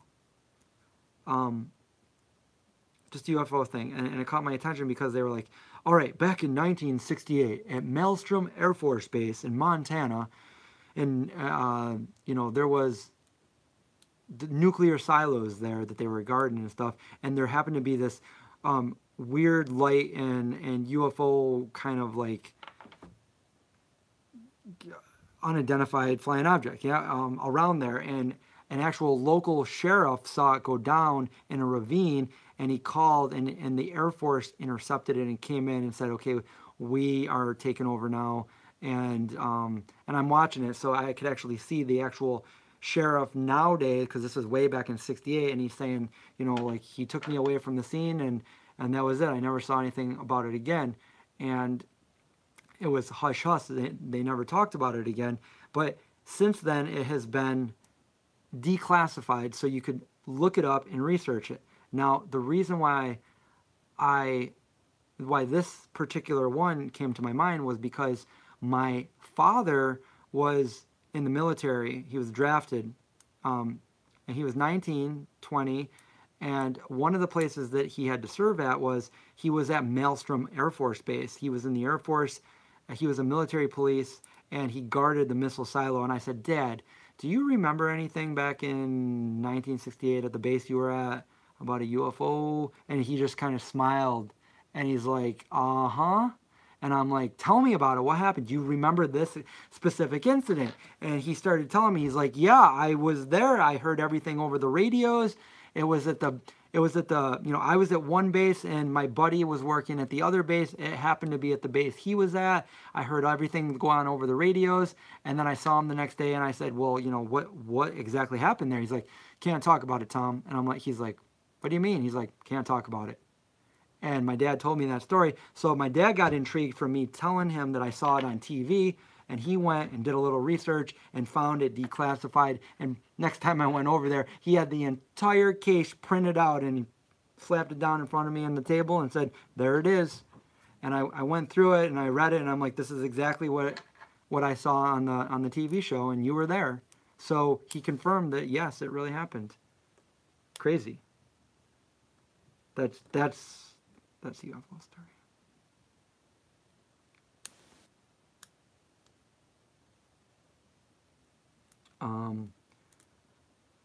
Wendy says, I scare easily though, but you want me to tell you the scary story? I am lucky to have my dad. He posted this thing tonight that was very... What did he post? Does anybody here know Simon and Garfunkel?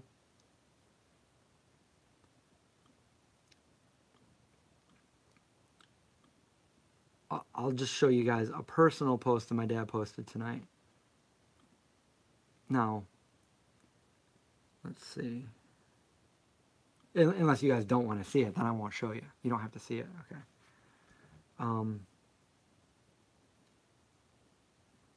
So my dad's funny too. But yeah, he's the one that inspired me to start doing film and all of that. Okay, so some of you know Show Us the Alien. I can't show you the alien because I never saw the alien.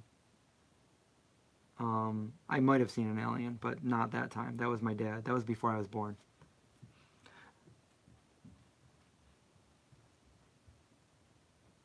Bernie Krat? Okay, so what do you think aliens look like? Tall, skinny? If I do have an alien story, so but I don't want you guys to think I'm crazy and not want to do this Kickstarter. So I'll just hold that one off for maybe another night when I'm more brave about telling it. I have told it before though, on one of these live streams. You get me on one of these live streams and like I just start telling the whole world, and I don't even drink or anything, so I'll just tell you guys whatever. But anyway, the Simon and Garfunkel thing that my dad did. He put the lyrics in for Simon and Garfunkel. You guys probably know the song if you know Simon and Garfunkel. Sail on, silver boy, sail on by. Your time has come to shine. All your dreams are on their way. See how they shine. Oh, if you need a friend, I'm sailing right behind Dad. And this is what he posted. And this is my dad and me when I was maybe a year ago. No, I'm just kidding. That was a long time ago. But yeah, that's what he posted. And I thought that was pretty nice. And I just shared it with you guys. So there. I like you guys.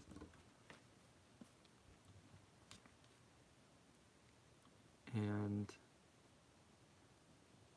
tell it tomorrow in the daytime.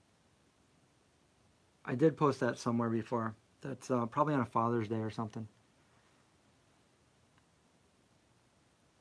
I have a real, do you remember the story I told about the one Father's Day of what I did? I couldn't think of a Father's Day gift to give him. And I came up with the most amazing one that I really wish I filmed it because it would have went viral. Maybe I should do a reenactment of it, but it wouldn't be the same. But anyway, what I did was I was trying to figure out what to do. I was down in that room. I keep everything. I'm a pack rat. And I was just cleaning one night, and it was the day before Father's Day, and this is like maybe 5 years ago. And I was going through all my old stuff. Like I kept like all these binders from like school when I was younger and stuff like that. And I found a letter that my dad wrote me. He used to have we all have computers nowadays, but back then he had a word processor where he typed everything out and it printed out as a word processor. You would know it if you know word processor. You would know the font and all that. But anyway, so he printed this letter out to me because at the time when I was like 9, my dad lost his job. He got laid off, and then he was trying to find another job for a while. He ended up getting a temporary job out in like Rochester, which is like an hour and a half from where I lived. And at the time, he needed to be there a lot, so he ended up getting an apartment there, and he would live there during the week, and then he would come back and visit us on the weekend. And this lasted, I'm not really sure how long it lasted. I think it lasted maybe 6 or 7 months or so. And so he would miss us, and we would miss him, but honestly, I think he missed us more than we missed him, because at the time, I didn't know. I was 11 years old. It was 1987. And I'm reading the letter that he wrote me. He wrote me this letter in 1987, and I still have it. And reading it then, I didn't know. I was 11 years old. But reading it now, as an adult, I started reading. I'm like, oh, a letter from my dad, 1987. Let's see what he says. And I started reading it, and I realized that he was sad. And he was writing to me because he was lonely. And he said, hey, every day I get home, and my dad's very creative too. He's like, every day I come home from work, and you guys aren't here because I'm living out here right now. And I was the oldest of the kids, so he wrote it to me because my younger brother, they were too young. So he said every day I would go to the mailbox and look for mail and hoping to get some mail, because we all know back then there was no email, there's no internet. If you wanted mail, you would write a letter, you'd put a stamp on it, and you'd send it in the mail, and you'd open a letter, and that's how you would get mail, because there was no such thing as the internet. And he said I would look through the mailbox, and all there would be was junk mail. And I was just hoping that maybe sometime there'd be a letter from somebody that, that I could talk to. So I'm writing you this letter. And then he started to ask me, like, so tell me, and he'd always ask us this, like at the dinner table. He'd be like, so tell me something that you learned today that you didn't learn, that you didn't know yesterday. And then he's like, tell me some of the things that you want to do. What do you want to do when you get older? And then he'd say some key words like, what comes to your mind when I say these key words? And he like said something like, my best friend's name, and like a camping trip we went on, and like a game that he made for us, which was a very, very clever game that he made. He sent us all over the little town in like a kind of like a spy versus spy cryptology game where we had to put clues together to get a prize. Like he made all that. He had a master's in like, or he still has a master's in like instructional design, that kind of stuff. So anyway, long story short, well, we can still make it long because we're talking on this telethon here. It pretty much is what it is. He asked me all these questions, and I'm just sitting here like, yeah, he's definitely sad, and he's writing to me hoping that I would write back to him. And you know what?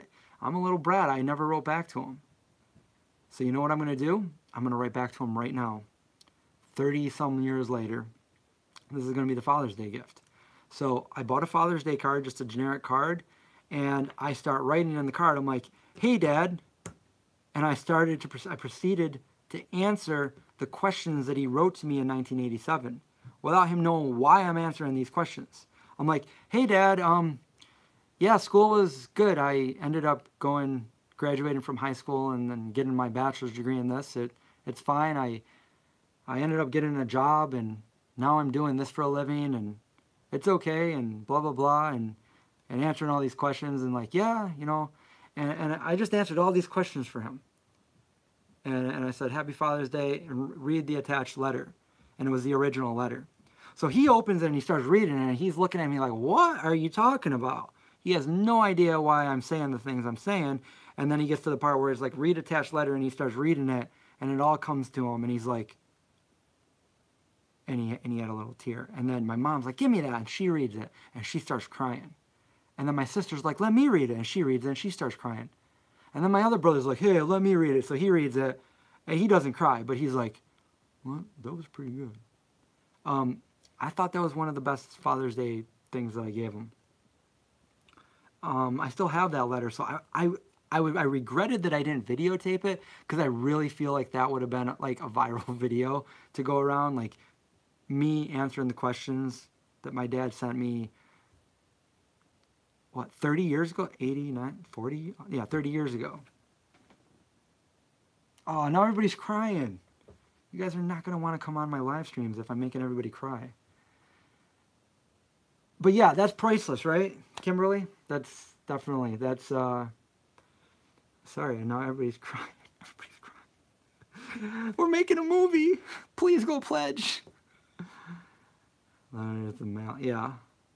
So I felt bad. I felt really bad that I read the letter and I didn't reply to him. I'm like, Chris, how dare you not reply to him back then? Go back in time and reply to him. And I needed to make it right. So I replied to him. It just took me 30 years to do it. Yeah.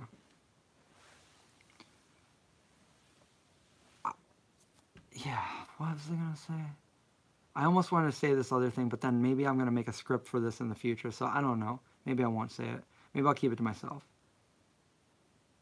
If anybody wants to pen pals, Greg wants, hello, I'm Greg, we'll totally do pen pal. If anybody here wants to connect, that'd be cool. Does anybody want to connect through pen pals with Greg? Like, on the Vegan Zombie live stream, we could get some other friendships going here. So if anybody wants to do that, that'd be great.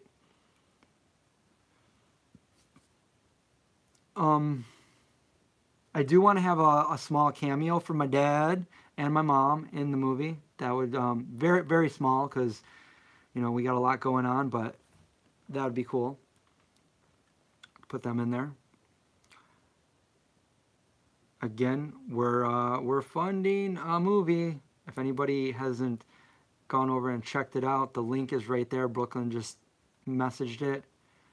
Definitely trying to get the word out. If you're watching this video after the fact, if you're watching it tomorrow or the next day, you know, you can easily click that link, or we'll link it below in the description. And Indy is the star. Indy is going to steal the show. There's Greg's, is that Greg's number? So if you want to do like a initial text, you can trade info and then rate each other. Brooklyn, spam in the chat for a good cause. This is a good cause. This is a great cause. This isn't just making our movie come true. This is making a great movie. Well, is it bad for me to say that? No. It's going to be a great movie. It's going to be a great movie, and it's going to have a vegan theme, and it's going to make people think. Don't be afraid that it is a horror movie, because there's enough going on there that you're going to like it. And even though it is a horror movie, come on, you're going to see me and Indy in it, and you already know me and Indy, right? So you can't be scared. You're going to be happy. Even though scary things might happen, it's not like ghost scary. It's zombie scary. Like it's going to be expected. The emojis suck. What are these things? I see, it looks like a snail and a male, snail mail. And then like Jabba the Hutt or something, smiling.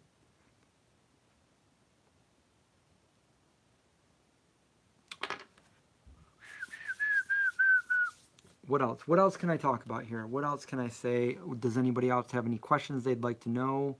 Any answers to? How about any questions from anything? Like any of my previous videos in the last 10 years, any vegan zombie videos, any of the collabs I've done with other people. Does anybody want to know anything? Let's get a Q&A going.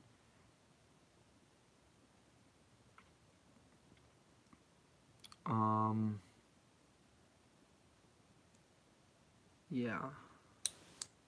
Wendy says, I'm not a horror fan, but I will be seeing this movie. I'm with you, Wendy. Except for I am a horror fan, and I will be seeing it though. Probably more times than I wanna. By the time it comes out, I'll be like, oh, do I have to watch it again? But I will.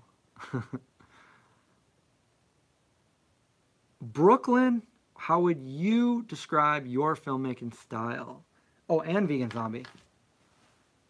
Brooklyn's going to type something up and I'll read it. And for me, my style is, I like to get those cinematic views. I like to tell the story cinematically. I don't know. I just like to tell my stories in the least amount of words through action, through gestures and the actors, or maybe even not the actors, maybe the scenes that I'm showing. I like to tell the story. You know, it's good when you can do it in as little dialogue as you have to by just showing what's going on. And I end up making a lot of horror movies, even when like I was younger. But those horror movies ended up not being scary; they ended up being funny. So, I love George Romero's style of making movie, and I just love the cinematography and everything that Spielberg does. He can tell a movie, you know, a good documentary to watch is Spielberg. Watch that. He can show what's happening with like he's got the art, like he shows through his camera views, and he's an expert at the long shot, without cutting away and showing the reactions of the people and the scenes that are going on with them. It was great in Jaws and E.T. And one of my most memorable scenes from E.T. was the scene at the beginning where they're all sitting at the dinner table. And just the atmosphere going on there, like, that's amazing. And I think he recreated it when he helped J.J. Abrams in Super 8. They kind of did a similar scene. And also, the Duffer Brothers kind of did it in Stranger Things. I love, you know, I grew up in the 80s, so I'm very nostalgic about that kind of stuff. Let's see. Brooklyn says, I'm told I use similar storytelling to Spielberg, but visuals like Fincher. Hello, I'm Greg loves Fincher.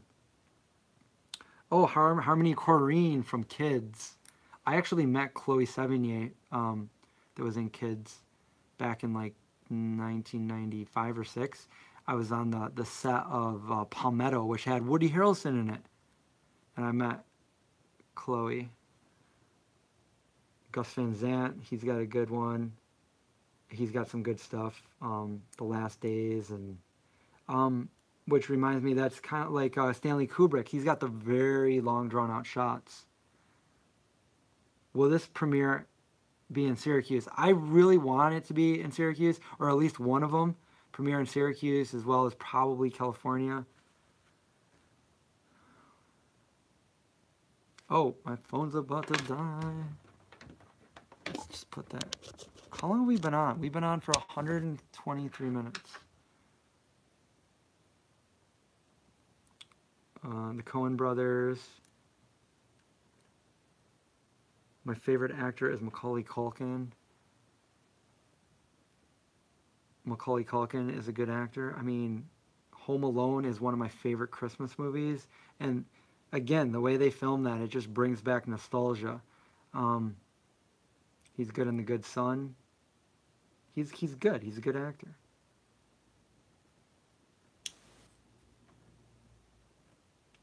Oh, his new film's going to be about Charles Manson. Is that Van Sant? Once Upon a Time in Hollywood.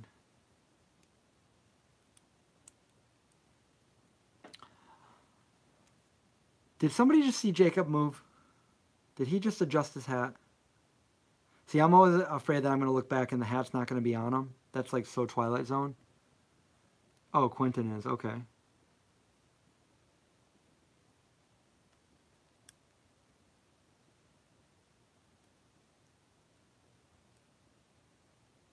Let's try to get Macaulay to be in our movie.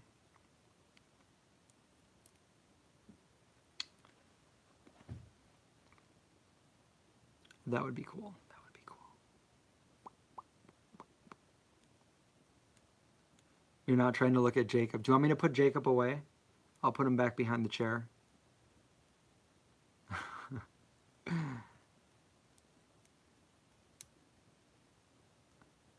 Trini, didn't we meet at Expo West? Or was it East? At West?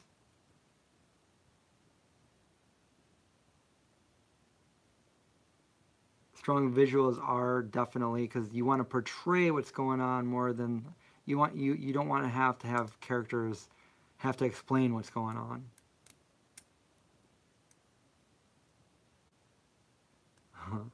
Jacob grew taller. East. That was it. Are you going to East this year? Nobody puts Jacob in the corner. Patrick Swayze. Turn him towards the wall, then he'll get out. I'll turn him towards the wall and I'll turn it back and there'll just be a chair there, knocked over, with a pair of bolt cutters.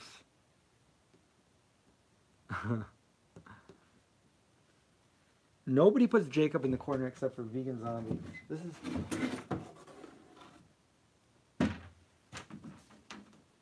I actually took it, I took the back off to see if there was any like $100 bills in it or anything. There wasn't. Or else our Kickstarter would have been funded. We've had no pledges for quite some time. Yeah, we haven't. It's been the same for a while. 16,171. Hopefully people come and see this video later on. I don't know if somebody's going to watch this video for this long, but it will be up on the second channel in case anybody wants to see it at a later time. I may even post it in the Patreon for the patrons to see anytime they want as well. I usually do that. Cool. Will Jacob be in the film? I don't think so. He's not with the times and the time period that we're using. Have we all pledged? Has everybody given at least $1 or at least shared it? He is there in spirit. I don't know. I had fun tonight, but we should probably get going soon. I could probably keep talking, but I think we need to save some stuff for the next few days. So if I'm going to be doing more lives, I want to have more stuff to talk about. I can always talk about stuff, but I don't want to use it up right away.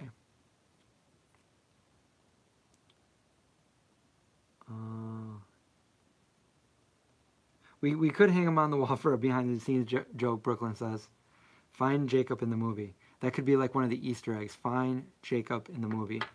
And it'll be like one of those top secret, nobody knows about this thing.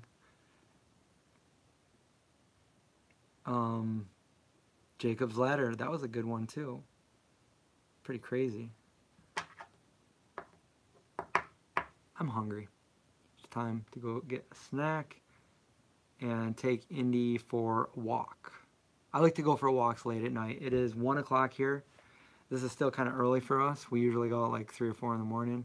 Ask Brooklyn, that's usually when I talk to her on the phone when I'm walking Indy. The other night I went to walk Indy and I got caught in a monsoon rainstorm. Trini just had tacos. I had tacos earlier today. How late do I stay up? Lately I've been staying up until the sun comes up because I've been working all night. I started doing this on the script. I'm normally a night owl anyway, but I stayed up way late every night. Getting into bed around, 5, 6, or 7.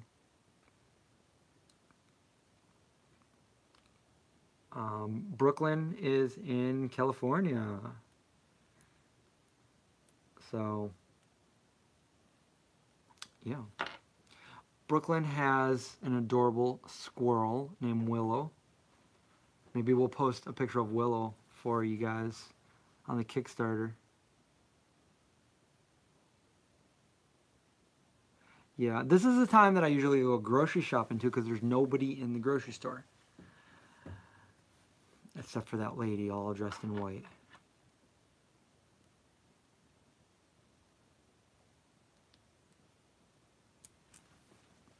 Hello, Greg is going to LA to go surfing with his girlfriend. I've never been surfing. And I've been to California.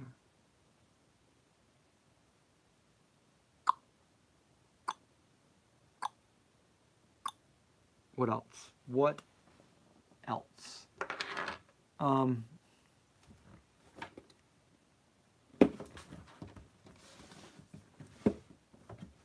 Here's a plug. This is just sitting in front of me, so I might as well show you.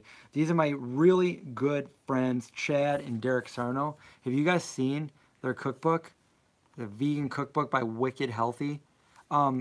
Chad ran Ruby Cooking School, where I'm still trying to finish it. It's a vegan cooking school to get certified culinary arts. And there they are right there, both the brothers, and they are doing awesome things now. And this book right here, look who forwarded this book.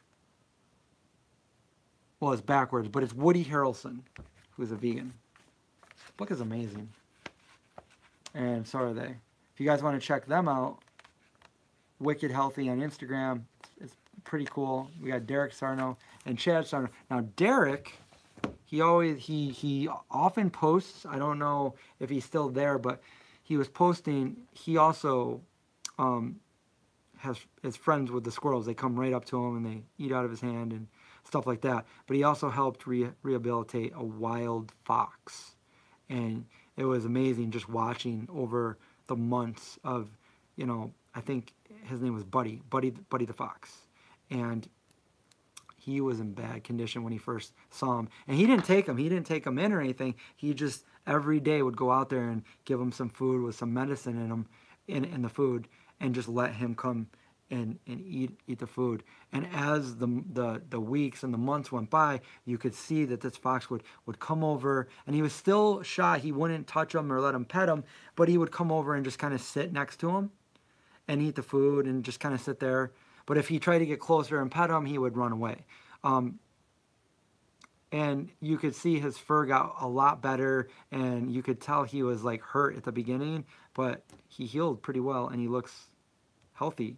So check out Derek Sarno and tell him that I sent you. And Chad Sarno, they're both master chefs, vegan. Did a video over there years ago with them when I first tried the Beyond Burger. Yeah. Does anybody know the Ninja Squirrel Sauce? Derek came up with that. That's Derek's creation for the Whole Foods one.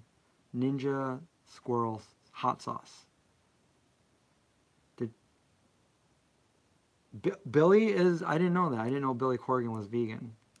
But I just checked out his Instagram and watched a bunch of interviews with him like a month ago. Have I tried the Impossible Burger yet? No, I was actually at a place that had the Impossible Burger, but I didn't try it because I was on the strict Esselstyn diet, and that was when I was trying to get those blood results done, so I did not try it.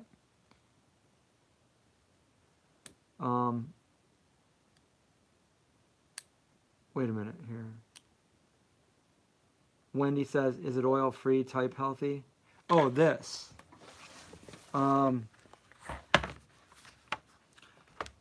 Yeah, I think a lot of their stuff is not everything. But they're not all comfort foods. Like, these are roasted cauliflower fajoule. That's just an example. Well, I shouldn't even show you that because everything's backwards for you guys. Straight up vegetables. They like to, grab their fresh stuff at farmers markets, and roasted beet salad, citrus tarragon cashew cream. Yeah, this is pretty healthy stuff. It's it might not be Esselstyn healthy, but it's pretty darn healthy. Wicked healthy. Let's see.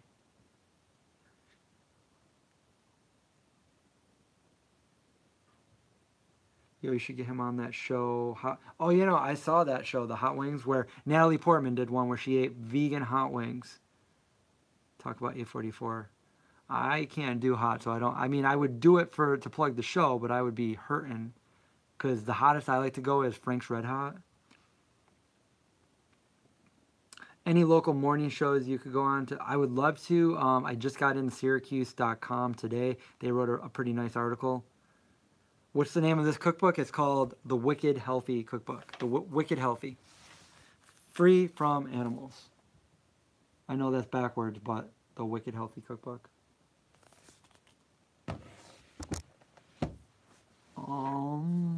These are just things, because this is where I did like, this is where I usually do my unboxing videos, so I got like all kinds of stuff over here. I'm just seeing what else I got. I'm getting fidgety. Do you see this? That's Sting. That's Sting from Lord of the Rings. And there's, what is it? Arundel? Viggo's sword? Aragorn's sword? There was a point in time where I was like obsessed and went on eBay and bought all the Lord of the Rings stuff. I got the ring. I got the ring. One ring to rule them all. Right, Andy the Pup?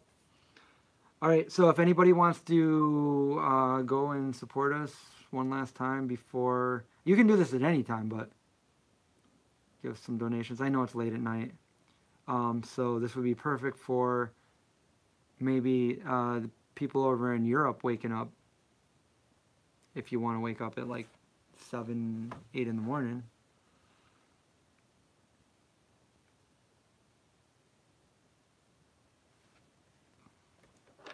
Do I have Needle? No, I wish I had Needle. I wish I had them all. Vegan Stoner Cookbook. Have you guys ever heard of the Vegan Zombie Cookbook? Jacob's dead to me. He is. He is probably. He's immortalized as a young kid.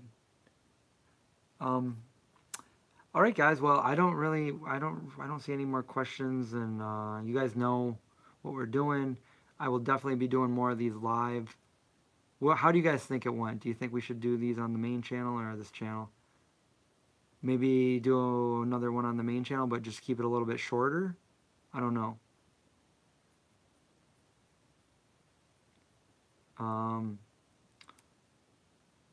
All right, well, everybody have a great night. Don't let the ghosts bite, because they probably won't bite, but, you know, don't let them scare you either.